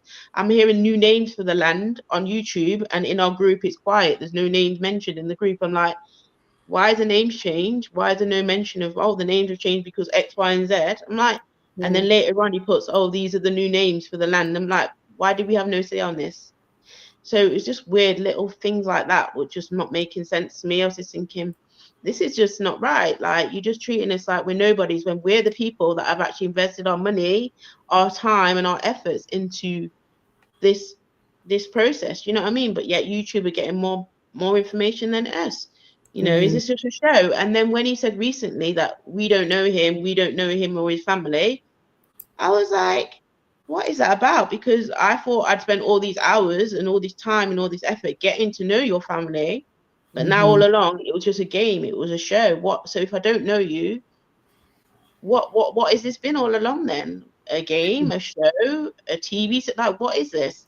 Do you know what I mean? Because I know for me, the stuff I put on my channel is real. Like, I ain't on here pretending nothing. Like, I'm giving insight into my real life, real experiences. So for someone to be doing differently to that, I just find that really weird, because I'm like, you sold it as if this was your real life, that this was your reality.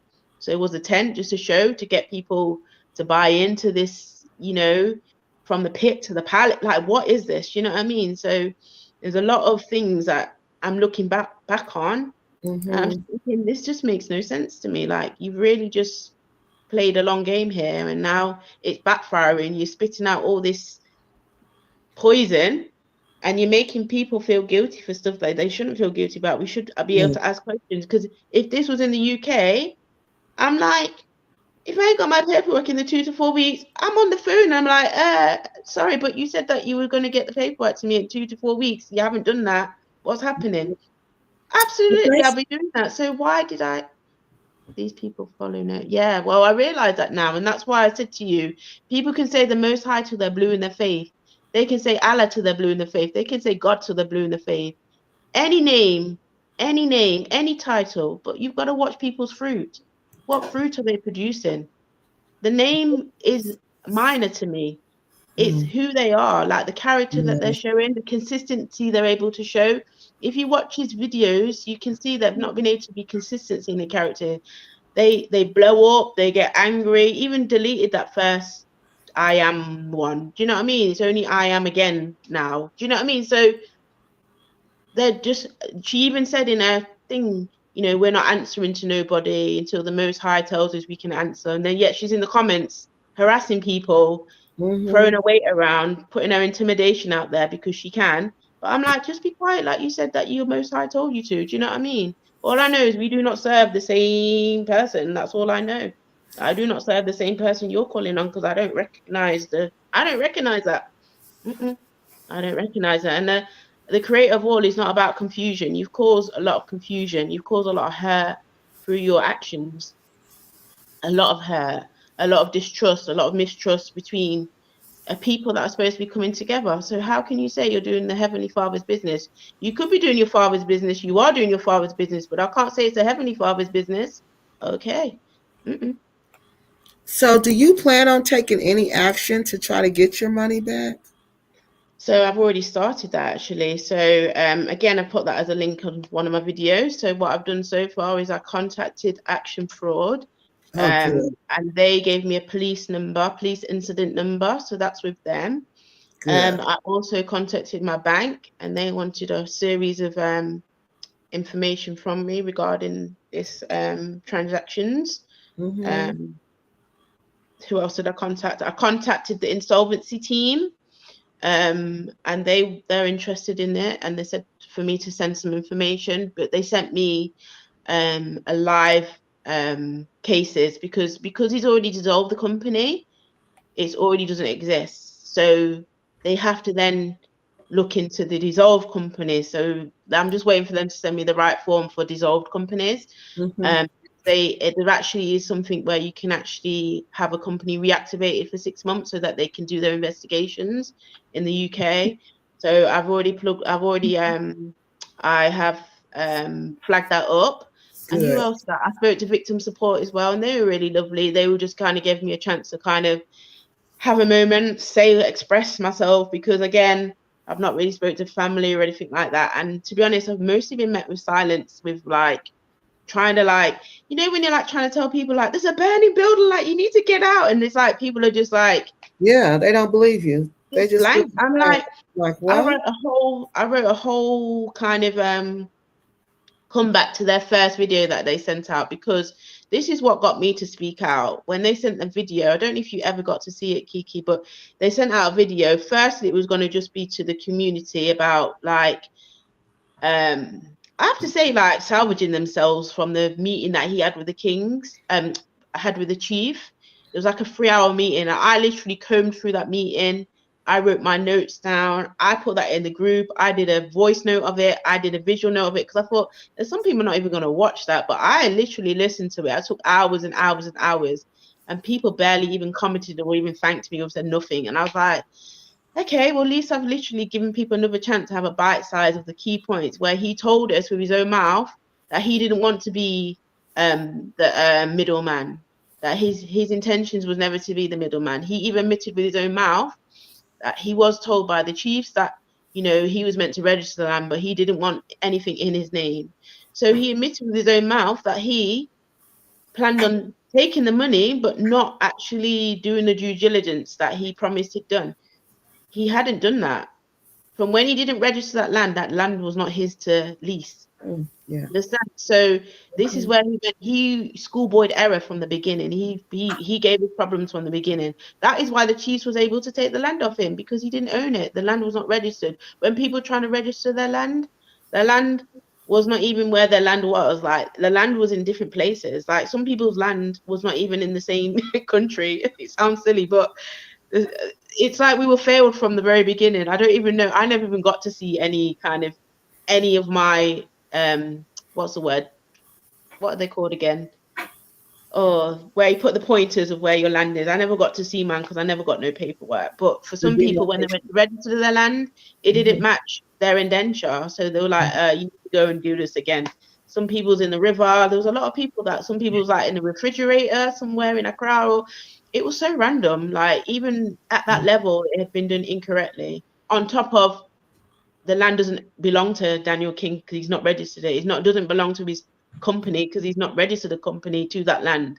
So as far as his land's concerned, it's still under the jurisdiction of that chiefhood. Or, you know what I mean? So Yes. it's a hot mess from the beginning. I'm just like, and even when that started coming forward, it was like no humility in it. There was no one. It was not even just like, oh yeah, I made a mistake and da da da da. It was like excuses. It was always excuses for it, or hush hush. Do you know what I mean? Like, I even remember a sister that was like, um, calling out some of these issues, and she just got removed from the group. And she was like, I never even got told I was going to get moved. She just got removed, and I was like, what? And I only knew this because we put a prayer group together just to get to know each other a bit more, pray, and, you know, encourage each other. And Yes. even over time, because this was not long after I joined the Telegram, I was like, oh, finally somebody who wants to connect a bit more, because the group was frosty. I was like, yeah, I'm all for this prayer group. I'm for this. So I joined the prayer group, and then like a little bit later, Daniel did join because he was on WhatsApp, not on Telegram. Daniel did join. He never ever came to a prayer group. Never. Him or his wife. The calls would go out, and I remember even later on in a Zoom, he was like, oh, you know, I know you've been seeing, I've been getting the calls for prayer, because it was a weekly thing. You know, even twice a week we went up to, because we started doing prayer and we started having like a Bible study, midweek Bible study. So we were getting 2 calls a week. He never answered them once, not even for 5 minutes, to say, hey, I'm busy right now, but I'm just going to pray with you for 5 minutes. Not one time did he join while I was in that group for Yeah. months.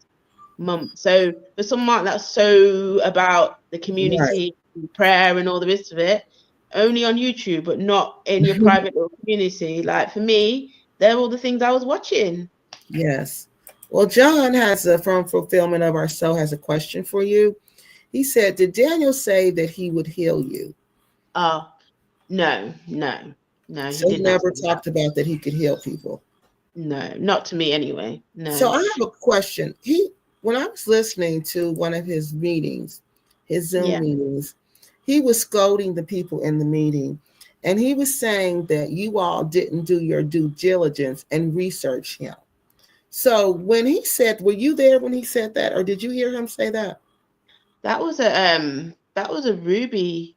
That was a Ruby. So do you know how I said that he separated out the people? So he used to have like the Yehuda meetings and Ruby meetings. So that was definitely a Ruby meeting with the names that you mentioned, because I'd never knew of any of those people until I then tried to get land through them, you know, once they said that, you know, they took over from Daniel. So that's when I got to know that side of the Ruby people.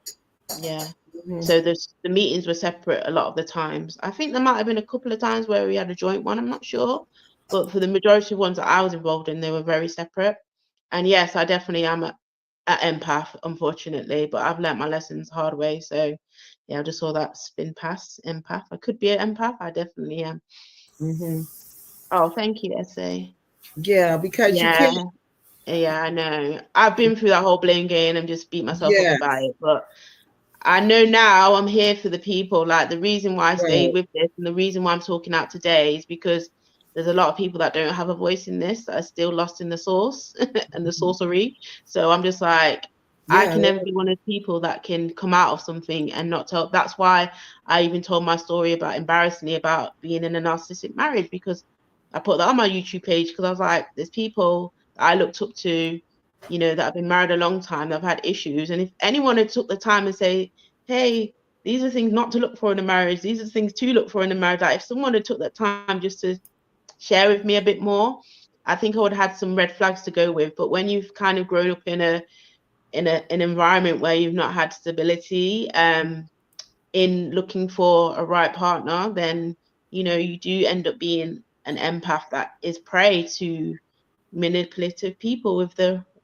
right sweet words. Because my ex-husband was another one. We had the lyrics, but we just didn't have the action to back up. We had every excuse in the book, but when it came to the crunch of it, he just never delivered. And how many years? 16 years waiting for someone to change. Like, really?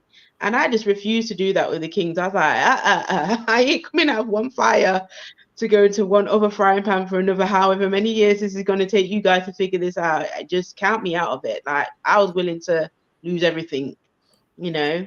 I was not even gonna go back for the money, because I was like, I just want it just to be over. But when I started hearing him talk recently and how nasty he was being and how his wife was saying, you ain't getting a penny back and all that, I thought, you know what? You guys need to feel some pennies disappearing, you know what I mean? Because you guys are not interested in anything else, it don't seem like. You only seem to care about the money.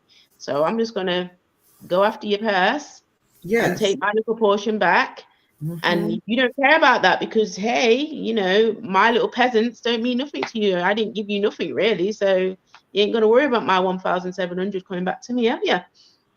So have you thought about suing them in small claims court? I haven't actually, because just this process alone has just been like a lot, like I in know. terms of like just, and I don't know if my small claim is too small. I don't even know if 1,700 is anything to them. I think it might be too small. So that's why. Oh my gosh, who put her name on that board? Like, d- run far, run far. That's what I'm saying, because I've been watching her too. Please run far. Like, I looked into her too. Please, run far from her. Who Um, are you talking about?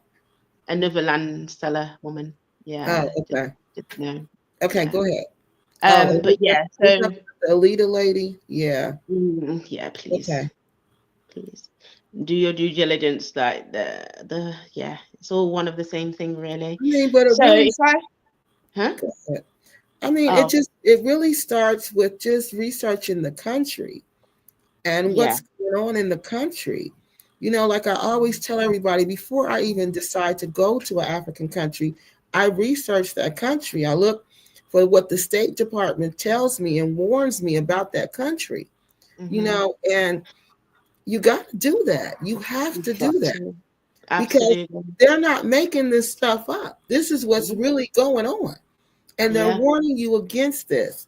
Not, not to look down on the country, not to talk No. bad about the country, but they're just telling you, you got to be Mhm. careful. Fortunately. And that's Mhm. part of your due diligence, doing the Absolutely. background search on that country. Yeah. So I that, agree. yeah, that's the first thing that Yeah.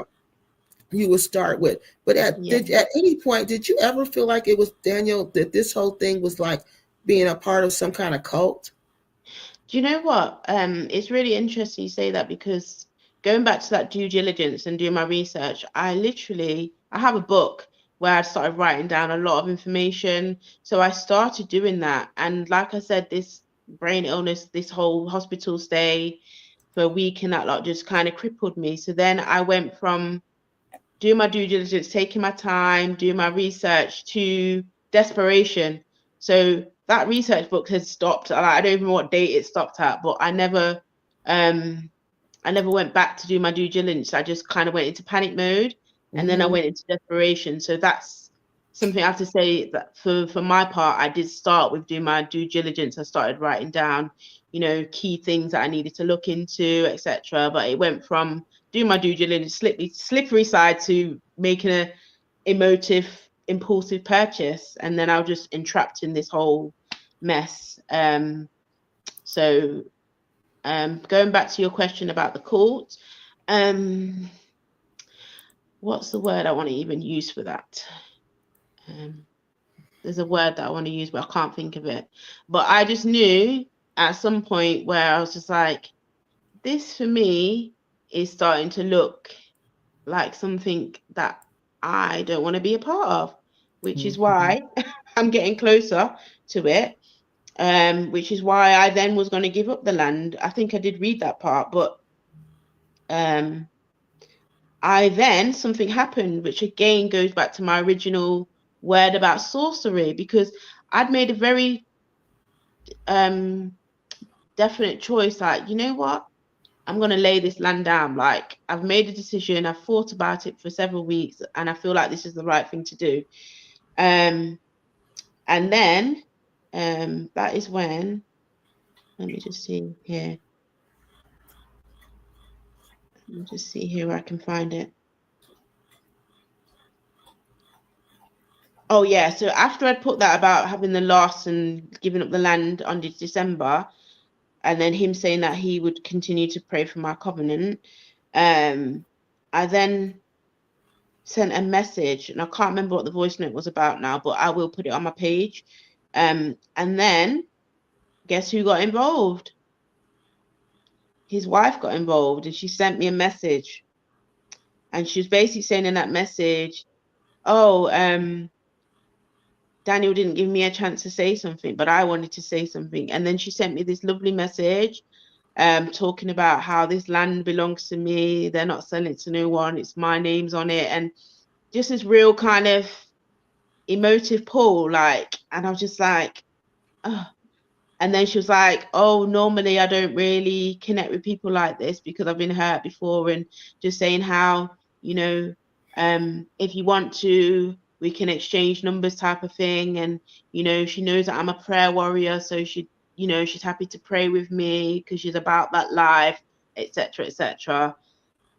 So then I think on that, and I'm like, oh, wow. So you imagine I've just gone through all this loss, this trauma of like finally giving up on my marriage, realizing that, I've got to let go of all of this baggage, to then hear somebody to actually say they're going to stand with me in prayer, they're willing to take that time and that lot. I was like, you know what? This could be helpful for me. So I then said, you know what? Yeah, I'd really love that. And I did give Daniel tell Daniel to give my number to her. This was January 2024. It's now January 2025. The direct contact I had is some comments in that other woman's channel the other day. She's never reached out to me. She never phoned me. She never once prayed with me. After offering that to me back in January 2024. But I then did say another message saying, look, I want to put a payment plan to you, because after you said that, I thought, you know what, there's something still here to fight for, I just knew that this isn't just about land, this is something bigger than that. I didn't know what it was, but I knew that I still had a part to play. But I also knew that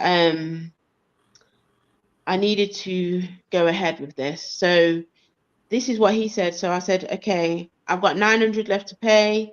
So I was putting together a payment plan of how I could do that, but I ended up just paying it in full. Like, I just paid the 900 that I didn't really have in full. And then that was the 21st. Oh, on the 20th of March. And then he said, no problem, I'll send you papers. So again, he's telling me he's going to send papers. Again, I've never received those papers. It's now January 2025. And then he said, and then he congratulates me for the decision I've made in April, because April is when I decide to make the payment. And then I think, oh, then I put here, I'm not messing around. I've tried. I've tried, and I'm just explaining to him that because I've said to him I'm gonna pay, and I'm like, I'm still tussling with this payment. Like I was meant to be doing this. And Mm-hmm. then anyway, he says to me, greetings, sis. Glad to know you've decided to go forward with the land. I personally knew you would. And he puts praise hands up and love hearts. And I'm just like, yeah. And then he says, let me know when you're ready. I'll send a payment link. And then he says, please remind me of your balance as my laptop's gone for repairs that morning. And then I remind him of the £900 is left. And then I put this to him. I'm going to read this actually because it's quite significant. It says, because he did another Zoom meeting. I think that was that same meeting when he talked about a lot of issues that he was having, especially with Ruby. And then I said to him, he said something to us yesterday about declaring, and I went to bed with a vision. I was looking down in my hands; they were cupped together with very little in, and I heard Yah speak over me that this is a problem. You're looking in the wrong hands. Then he said, "Look into my hands." And when I looked up, what I saw was overwhelming. I could hear a smile in his voice as he spoke to my ruach, which means spirit. He said, yeah, I've got the whole world in my hands.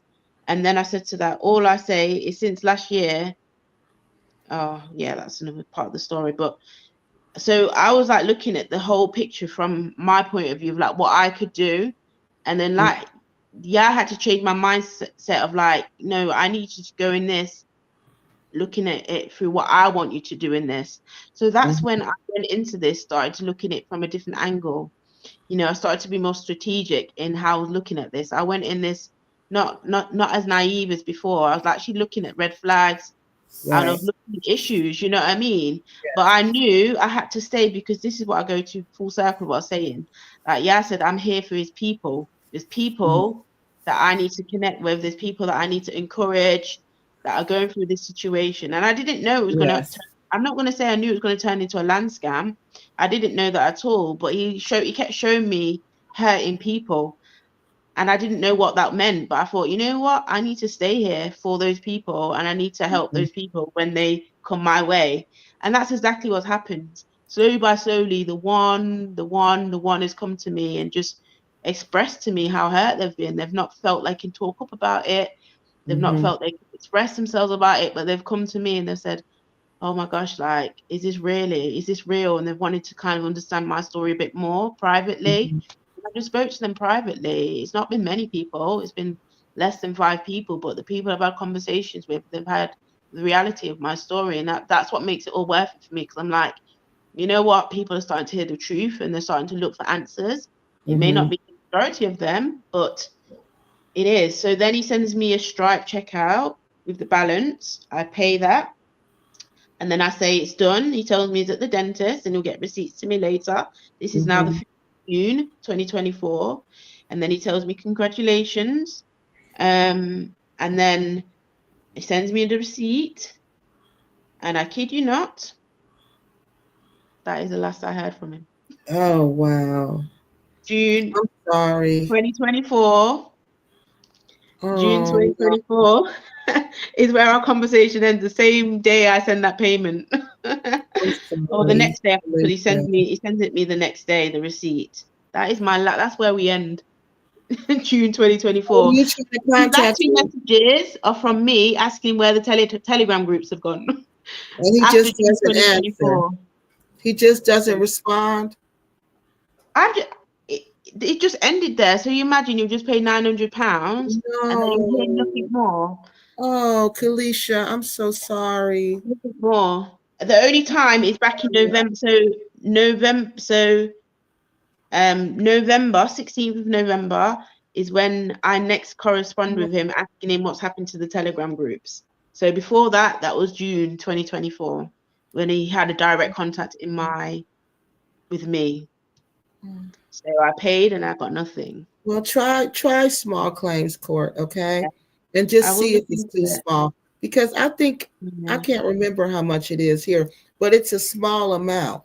That's why it's Right. called small claims. And I think here it goes up to $3,000. So just Oh, contact your okay. court tomorrow. No, I mean on Monday, Okay. and just ask them. If Is it's that in tell them case your I amount. don't get it through the bank? Is that in case I don't get it back through the Yes. bank? Are you Oh, trying to get it? okay. So you're trying to get yours through the bank. If That's you where I don't, started off. Yeah. yeah, So if if you they don't don't, get it through the bank, then try the court system, okay? Because a okay, lot of that's good times to the know. people have waited too late and they can't get it through the bank. But Right. if you can get it through the bank, try the bank. But if you cannot, Mhm. you can try the court system, okay? Yeah.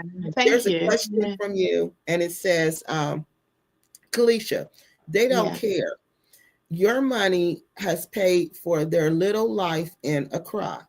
Mm. Did you all notice the glow up? So did you guys notice that their life was getting so much better after you guys were paying all this money?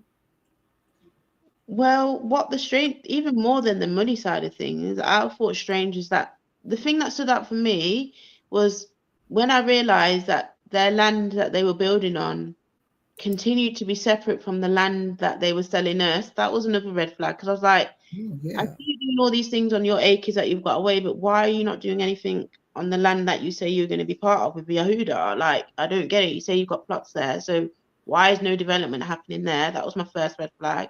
My Mm-hmm. second one was, why have you gone all the way back to Accra then? Like, you're all about the sustainable living and all the rest of it. So why back to Accra? And then obviously when they showed the pictures of like the mold and all the things happening in the house and that lot, and even that for me was like really bad because when they did the video about when they went back to their house and showing what it looked like, not this most recent one, the one before that when they were selling it, they were saying they'd fixed it all. They did this whole YouTube thing about, oh, they're selling land of outground the vision and all the rest of it, and they were selling it. Again, we hadn't heard anything about this. This was just on YouTube. And I'm just like, oh, okay. Um, and then what happened was, what did he do? He then retracted that and saying how, oh yeah, everything's been fixed. So then he does a new recent one going back to the land, and then there's still walls hanging down. There's like things that need fixing. There's mold still everywhere, and I'm like, I screenshotted that. I was like, you told that person in the group everything's been fixed. Like, you just don't know. Do you know the difference between a truth and a lie? Mm, Like, he does. that's why I started to realize like this is like borderline delusional. Like the fact Yeah. that you're just like my ex-husband. Like you literally believe your own lies to the point where you don't know what the difference is between a truth and a lie. And I feel sorry Mhm. for people like that because it's dangerous because I lived with one for so many years and I can see through that. I can Yeah. absolutely see through that. And it's horrible because you just Mhm. never know. They literally get in your head and you start thinking that you're the problem when And you're not yeah, the and it's problem. there. You just Exactly. literally manipulate to the point where you then back out and you say, oh, humble pie, it's me. Yeah. I jumped the gun or I misunderstood you or whatever. And it's just disgusting. Now, Absolutely disgusting. Jennifer Douglas has a question. She says, how can a UK based company sell land in Ghana? Now, was Daniel's Kingdom Development, was it registered in Ghana?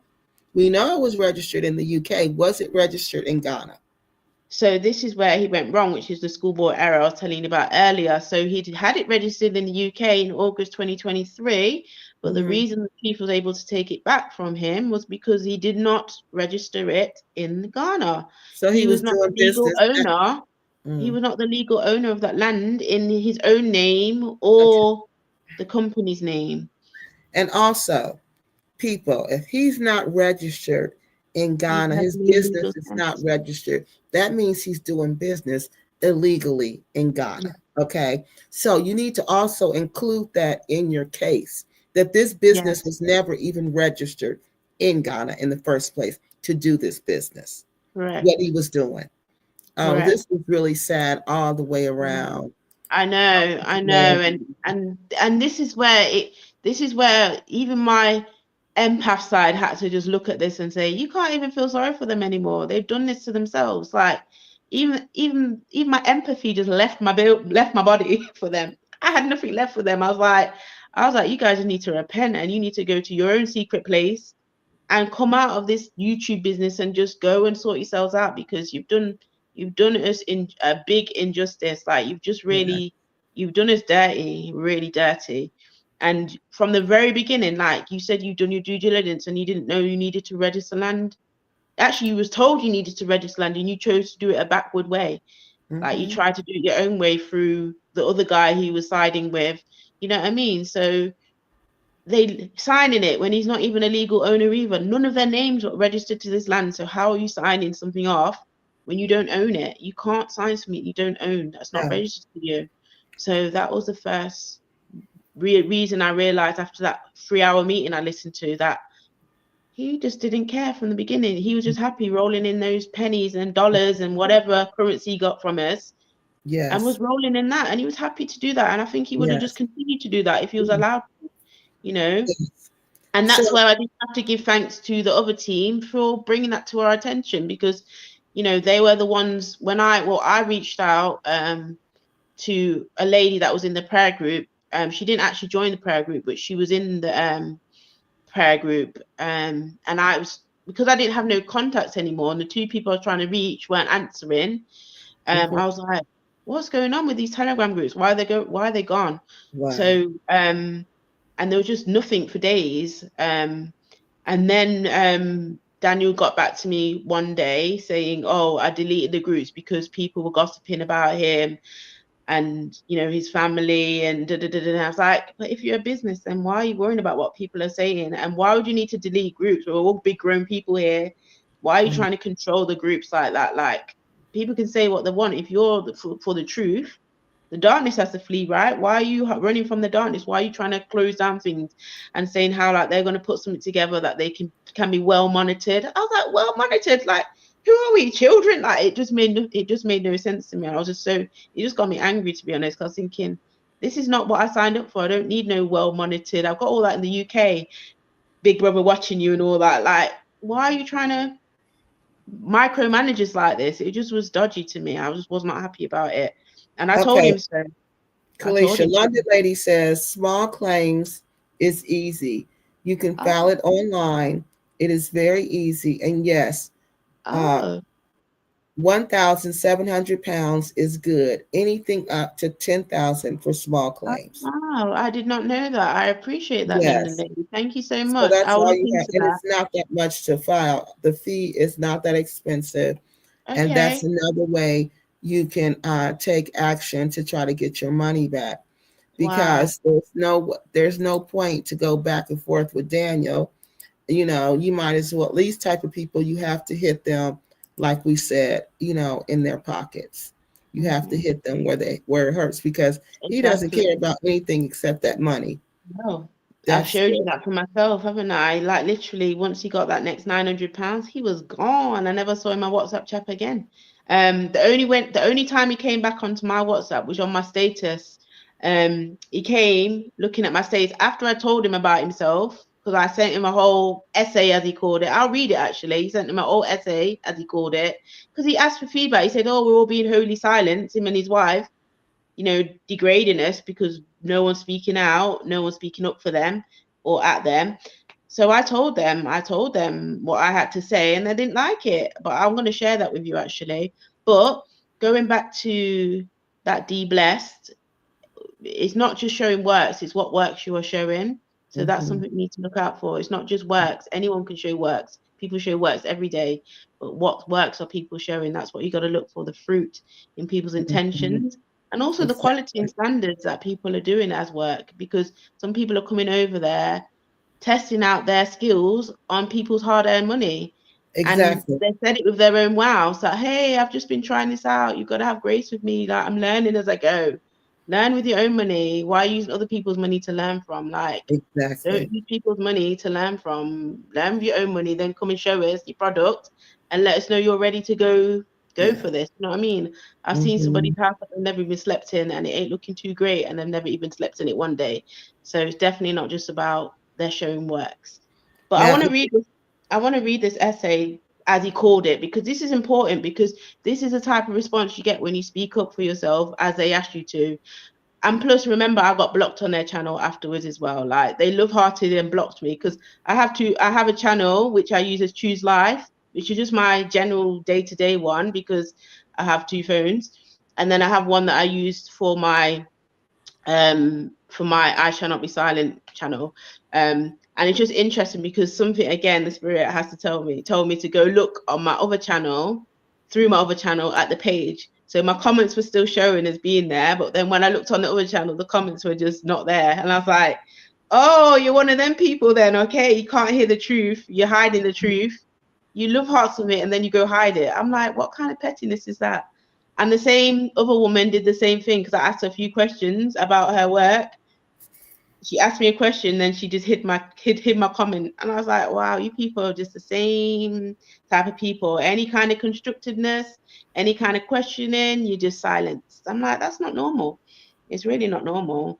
And I love about you, Kiki. Like, if people have a different sense of opinion, like you answer them, or you sometimes just do whatever you got to do, but it don't disappear. Like from what I've seen so far, like you allow people to express themselves whether Yeah, you agree or not. And I'm like, that should exactly. be normal, right? Why are you having to hide people's comments? Right. And their comments have got less and less and less on their channels. If you notice, only the good things stay. That's not normal. Only the good things stay. Come on. What kind of false sense of reality are you living in? Right. Please. Mm-hmm. But so what Daniel did is he set up, so he deleted the Telegram groups. I only know of two, Ruby and Yehuda. Then he left us in the dark for a few days. Then he set up a broadcast group because I think he was asking me about asking. I'll try and explain this to you in the last live.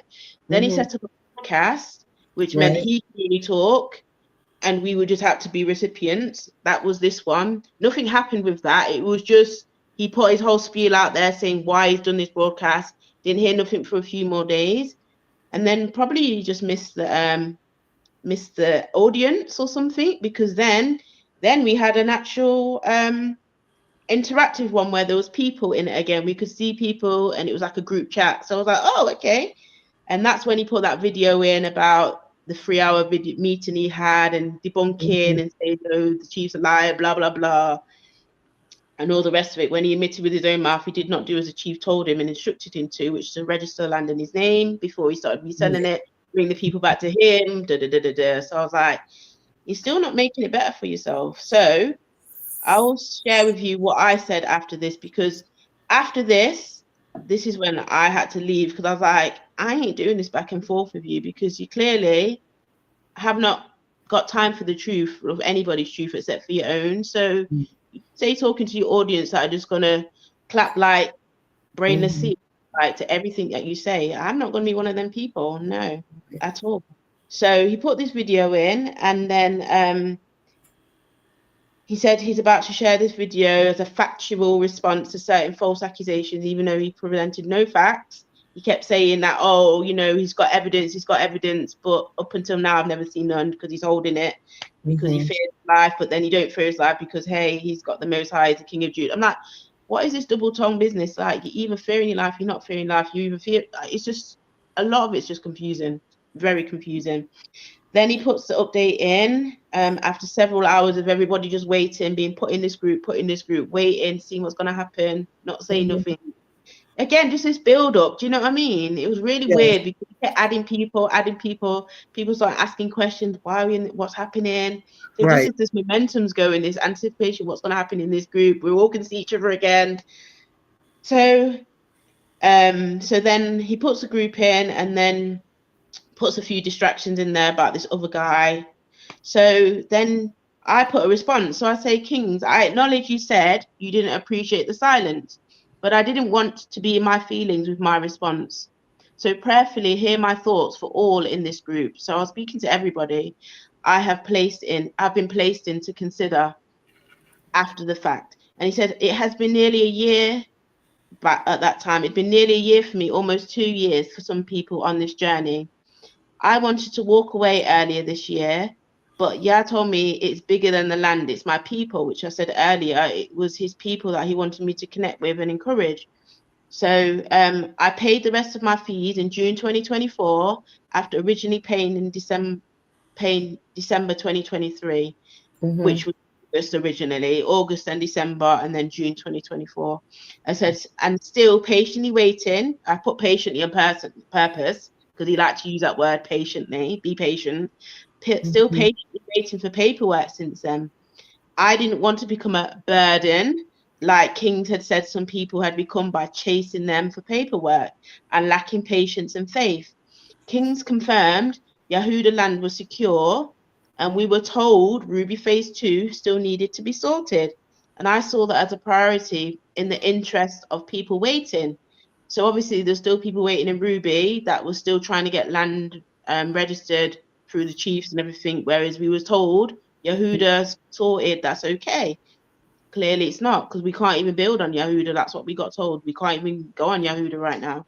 Mm-hmm. Um, I also saw the strain the Kings were under as they shared their issues on YouTube. I was making a point that they shared their issues on YouTube, not necessarily to us that were invested in the Telegram groups or in a few Zoom meetings where we were asked to keep the faith and bear with.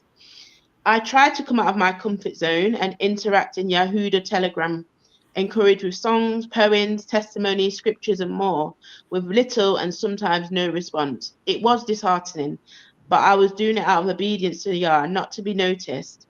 Yah showed me that even one person being encouraged was worth it to him, and so, of course, to me too. I stepped away sometimes for weeks and popped back. This is back into the Telegram group to see no real progress in the group interactions or land plans. There was the same feeling of disconnect every time I came back. I prayed and fasted, asking why I was in a group and still feeling lonely. Anyway, I'm used to people skipping over my messages, so I'm not going to make this long as it could be. So you can choose to read or not. I know my father's voice, and he brought me through a car fire, lockdown in hospital during COVID with pneumonia, blood clots after emergency C-section, paralyzed, and in hospital with a brain illness last year that gave me double vision, caused me to have therapy to relearn to walk, chew food again without choking, and 15 other symptoms. Became homeless with children, had marriage issues, and I knew it was all attached, trying to get me to give up and what Yah had put inside me since I was a little girl. Yah has restored our marriage, I thought at that time, because my husband back then had kind of worked his way back in, but we're divorced now, um, and had me on an epic healing journey that I'm so appreciative of. And for that, I give him my all and said I will follow him lead and follow his lead more diligently. We all have our stories to tell. Honestly, I have had my red flags multiplying since joining the journey with the Kings because I have spiritual discernment, but I still showed them love, humility, and genuine respect because none of us are perfect. And they themselves rightly remind us that they're on their own journey. Because if you notice, a lot of the time, they're always talking about their own journey, what they're trying to do, what they're trying to achieve. It's always about themselves a lot of times. But I do not see that it's been reciprocated. Over time, see people added and removed from the Telegram group with no communication as to what's happening or why.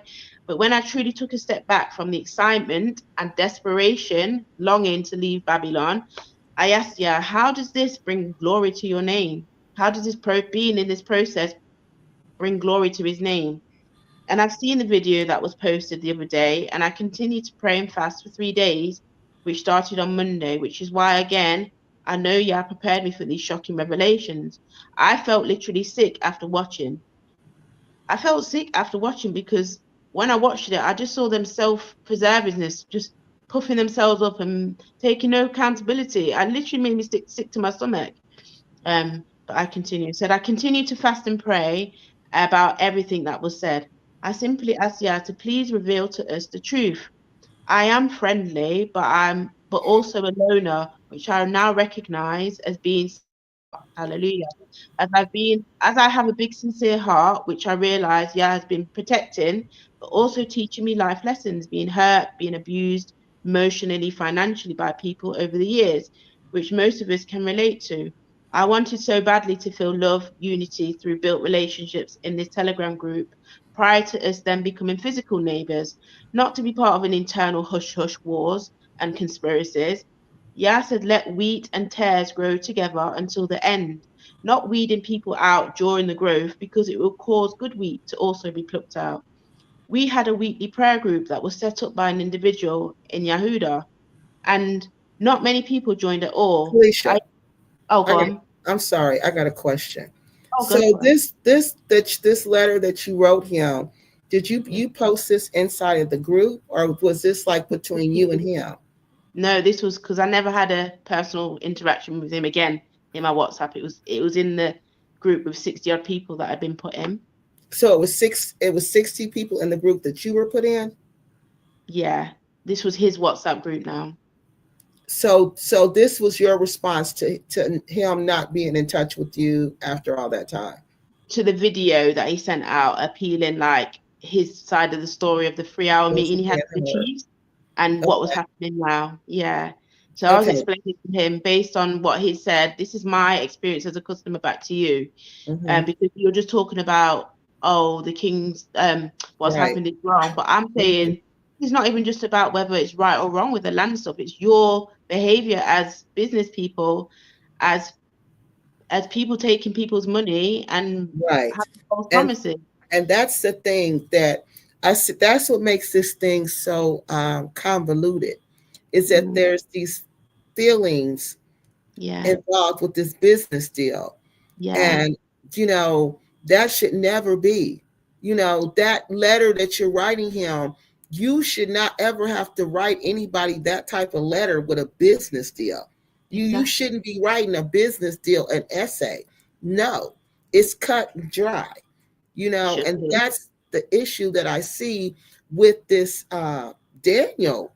What's going on is that there's so much emotion mixed up with this business deal, and it Exactly. should it can never be like that, because you will run into situations that you're in now, and this is just a Exactly. terrible situation, and you have to break yourself away from this Mhm. emotional part. You have Yeah. to just cut that part off and just focus on the money at this point. You can't Hmm. keep doing, you can't, it's no point in that, because Yeah. Daniel doesn't care. He probably didn't even read it, and especially if it was an essay. I'm sure he didn't read it, because he's going to look at it and say, I'm not reading all that. Why would I Mm. read all that? I don't care what she has to say. Yeah. So there's no point in pouring your heart and emotions out to somebody who doesn't care.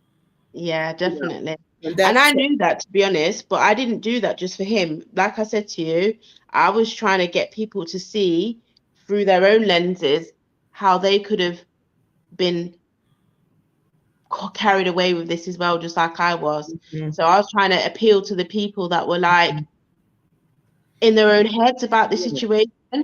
yeah, So this was not, that's why I put this to the group, because I was like, there's people in here that need to see. And yeah, that's why some people did actually come to me afterwards, actually, privately, because it wasn't many, but hmm, it showed me that some people had it hit people in the right yeah, way. Do you know what I mean? And they had yeah, conversations to yes, say, yeah, actually, no, you've got a point here. Look at his right, reaction. Look at his mhm, response to that. He like right, his response was like really telling for a lot of people. And someone even told me that privately. They said, I couldn't believe how he responded to you and da da da da da. So I was just mhm, like, yeah. So you think I've just sent this to you, an essay to you, but no, I'm talking to the people. I'm talking to the yes, people who are lost in the source right now, that you've yes, still been able to mhm, manipulate and pretend and do your little yes, wizardry on them. Do you know what I mean? yes. Let's answer this question right here. A Benjamite says, sister says, Kiki, how can, let me make Mm, this bigger. I can't see that. She says, how can one sue him internationally in a small claims court? mm, Well, Daniel is a citizen of the UK. If you're in the UK and you're in the United States, you can just go to your court and sue him. Now, if you're in Ghana, you're going to have to use the Ghanaian court. You can't, unless you're going to fly, unless you're still a resident of the UK. Okay. But that's what you have to do.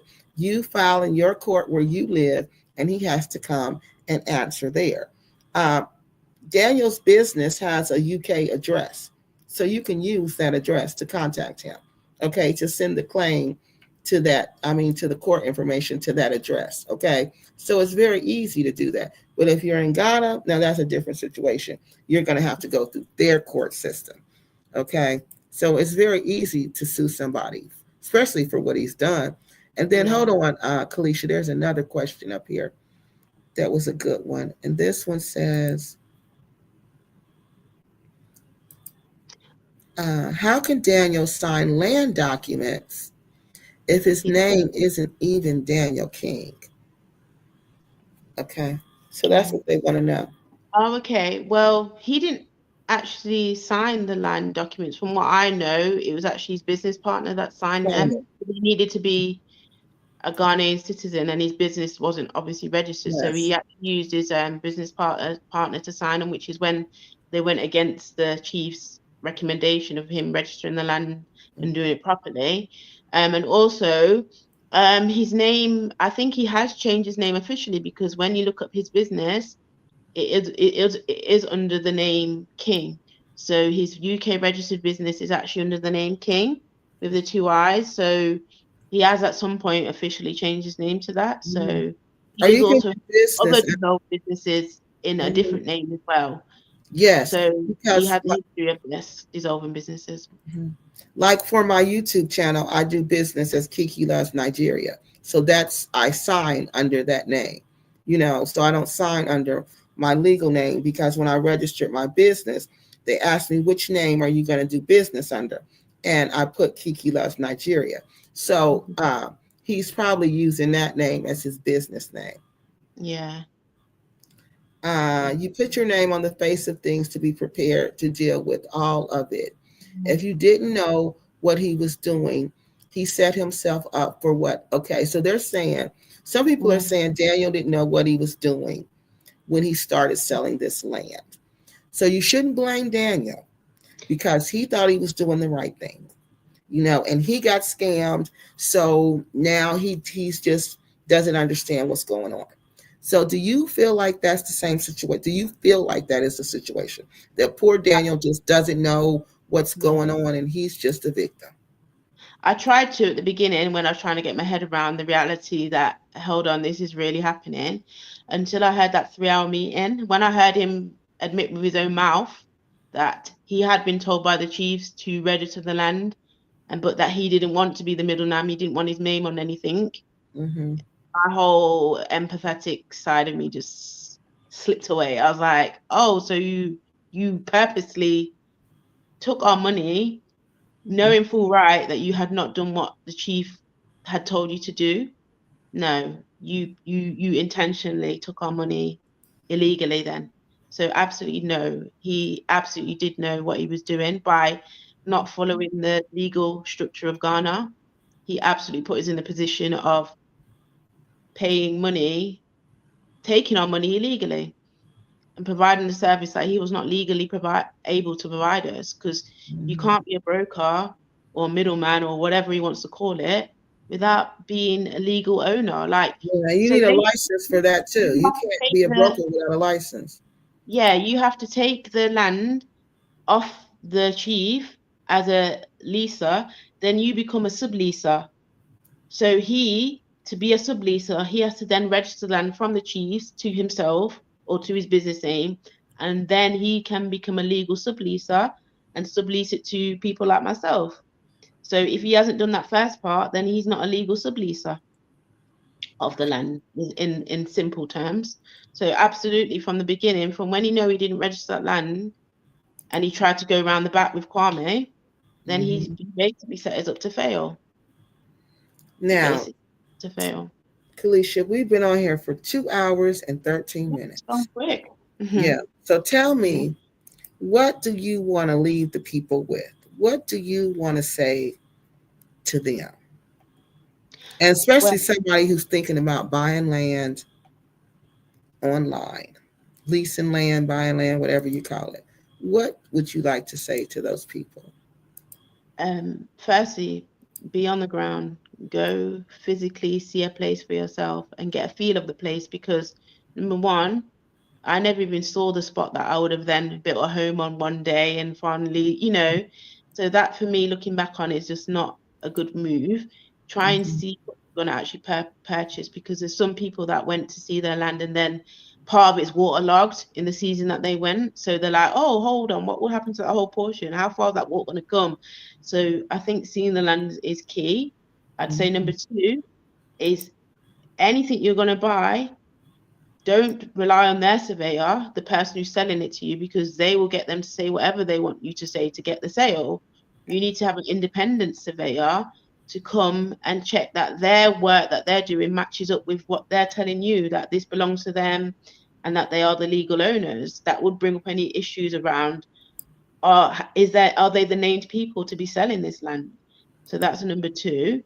And then number three was, look up the business, like look at the company that's selling the land and make sure that they are reputable. Do you know what I mean? Because there's a lot of people that are just popping up out of nowhere but don't have any history behind them about land selling. Like, if I was to go back, these are all the things that I think if I didn't end up in hospital, I would have then got around to doing properly. But like I said, I can't go backwards, but absolutely going forward. This has not deterred me from, this land buying thing is bigger than the Kings. Like, they're just a small blip in a large ocean. Like, I'm not going to let them have control over me and say, oh, I'm never going to Ghana now. They're just a small part of this whole journey. Like, I look at this as a very steep learning curve, but ultimately a learning curve. So I definitely would say to people, do not buy blind. Do not go on people's goodwill, even if they put their children, their family in the camera and show you that they're good, decent people. Like, they've even told us with their own mouths that, what they've showed us is not necessarily reality, because they've told us that we don't know them. So if I can watch people for that long over this many years and I still don't know them, then that's a concern to me, because I know I have a channel and I'm putting my honest experiences and truth. The fact that they're able to do that is a problem to me. So yeah, don't buy land blind. We know. Let me show you Kelisha's channel. So on her channel, One more thing which is really important is, if they're being emotive about it, if they're actually kind of make you feel like it's a hurry thing and you buy quickly and yeah, sense of urgency. run, Yeah. run, Mhm. run.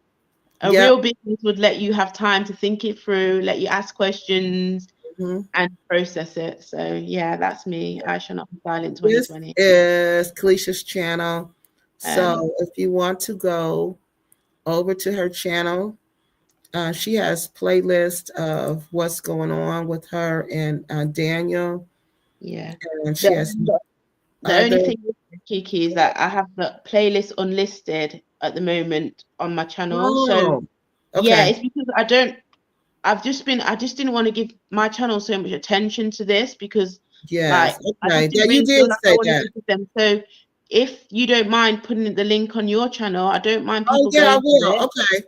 and seeing it. And as I'm updating it, because I've still got a lot more to put out there. There's so much more. I'm going to put voice notes on there and everything from him and his Okay. wife.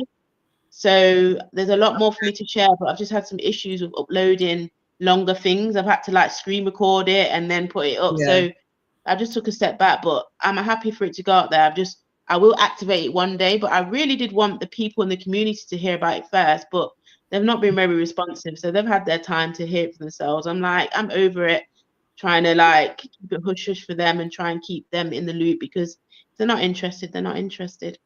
So what I'll do is I'll put the link on my community tab, everybody, and you can go and look at the playlist where Yeah. she goes into detail and she shows her receipts. So you can go and you can look at that. And you can also use Kelisha as another example when you're Yeah. writing fraud alert or when you're writing the trade commission about Daniel and Yeah. his dealings. You can use Kelisha's case as an example, okay? And tell them that's another person they've done this to, okay? Because they want to know if there's more victims. All Yes, right. that's true. And So, also I want to say that I have actually put a video on there explaining like what I've done so far in my legal yes, process. So I did put yes. step by step of like the people I've contacted Mm-hmm. and what they've asked me to do. I even put the questions that the bank asked me and stuff. So I Yes. have tried to make it, useful as well, not just a gossip fest. I'm actually trying to give Okay. you practical support. If you're based in the UK, because I already saw that Kike put a great um, points together for if you're a US citizen. So thank you, Kiki. I Yes. appreciate your time. And No, I I appreciate you appreciate giving your time. people a voice. Thank you. Thank you for coming. And look, if you need us to do anything, if you want to come back and talk about something else, just contact me, okay? Thank And you so much. No, thank you for coming and thank you for being on here. Oh my God, for 2 hours and 20 minutes. That's a long time to talk. So Oh, thank you for doing that and for reaching out to the people and letting us know what's going on. So it's good to hear it from the people, from you, what happened. And I'm sorry, that happened to you. I really am. That's really sad and unfortunate, but God has something better for you. I Just remember that. All yeah. right, Felicia, And is there that's why anything my else? channel is called I Shall Not Be Silent as well, because I'm breaking my silence on a lot of things. And in time, it's turning evil things around for good. And I'm just happy to be part Yes. of a positive voice in the midst of all of this. I've connected with like a handful of really nice people, and it Mhm. just made it a lot more worth it for me in terms of like just healing and moving forward positively, and just knowing that there's people that are going to listen to this and they're actually going to finally realize the truth of this matter. Yeah. So thank you, Kiki. Thank you for your Thank you. time. No, Appreciate it. thank you. Thank you, Thank you. everybody who listened. I'm going to go back and look at the comments, All and right. I appreciate your time, Okay. everybody. Thank you, Kelisha. See you later. Bye. Bye bye. Bye. All right, good people. That is all we have for tonight. But before we go, I have to thank our sponsors, our sponsor. But we've had requests to have more sponsors, y'all. But y'all know I'm not just sponsoring anything and everything. So, but our sponsor that I proudly sponsor, our Planet Mojo creams and our roll on cream, our roll on gel. One of them is a cream, one of them is a gel. Hold on, let me make sure y'all can see this. All right, this is our sponsor, Planet Mojo. This is the cream and this is the gel. This is for if you have muscle or joint pain, you want to use the cream. I'm telling you, the cream is fantastic. You rub it on, it's not greasy, works instantly, and is long lasting. All right. The gel is for muscle and joint pain. You get fast relief. You just roll on the gel. It's called extra because it gives you that extra and it gets rid of that pain. All right. So you want to go on. I'll put the affiliate link inside the description box. Again, this is the gel and this is the cream. It just depends on you. If it's a chronic problem that you've been having for a long time, you might want to use the chronic cream, the cream. If you have it's like something new, you want to use the gel. I mean the roll on gel. Yeah, I said that right. All right. So this is the pain relief roll on gel. It is 14.50, but remember, you get 20% off with my code. Here's the cream. Again, you get 20% off with my code, and you also get free shipping. All right. So again, thank you to Mojo, Planet Mojo, who is sponsoring Kiki Loves Nigeria, helping us get out this important message. Again, proven results with zero prescriptions. It's natural, and trust me, it's the best. Because if it wasn't, I would tell you. All right, so that's all we have for tonight. All right. We're going to get off of here. Again, we want to thank Kelisha for coming out and sharing her story with us tonight. Um, my mind is just blown. That's all I can say. I just can't believe the things that Daniel has done. How he's just taken these people money and have no shame. No shame. And seriously thinks he's going to get away with it. But people, we can't let him get away with it. We have to stand up. And we have to hit Daniel where it hurts, in his pockets. Again, if you're in the UK, you need to contact Action Fraud. If you are in the United States, you need to contact the Federal Trade Commission. And also, I don't know the UK version of the IRS. London lady, what is our Empath of London or whoever is on here from London? What is your version of the IRS? Because I know Daniel is not reporting this income to the IRS. So you can also report him for suspected tax evasion. Okay? So you can report him for that because you don't have to know for sure. It's called suspected. Okay? So this is what you do to these type of people. All right? Exactly. She just really wants to help someone. And that's the goal of this channel. Just to help people and keep people safe. All right, y'all. So that's all we have tonight. I will see y'all later on this week because I got a little more information, some more receipts I need to put out about Daniel. I need to get those receipts out. And then I'm going to have someone come on here to tell us she was a repat, sold everything, retired, sold everything, moved to Gambia, only to have to come back to the United States. So when we say just move and come back, and people say, oh, it's not that easy, Miss Lady says, yes, it is that easy. Because sometimes that's just what you got to do. So she's going to come on here and tell her story to encourage you all not to feel embarrassed, not to feel ashamed, that it's saving your life. You know, it's never too late to come back and start over again. All right. Thank you, everybody. And we will be back on here again next Saturday. But again, I still have receipts I have to put out about Daniel. If you want to come on and tell your story and your experience with Daniel, you're more than welcome to do so. All right. So that's the plan. And don't forget to get your Mojo cream. Don't forget to get your Mojo gel. All right, y'all. Thank you to our sponsors. And thank you so much to you all for staying with us. And thank you, Kelisha, again. You guys have a great evening. And I'll talk to you later. Bye-bye.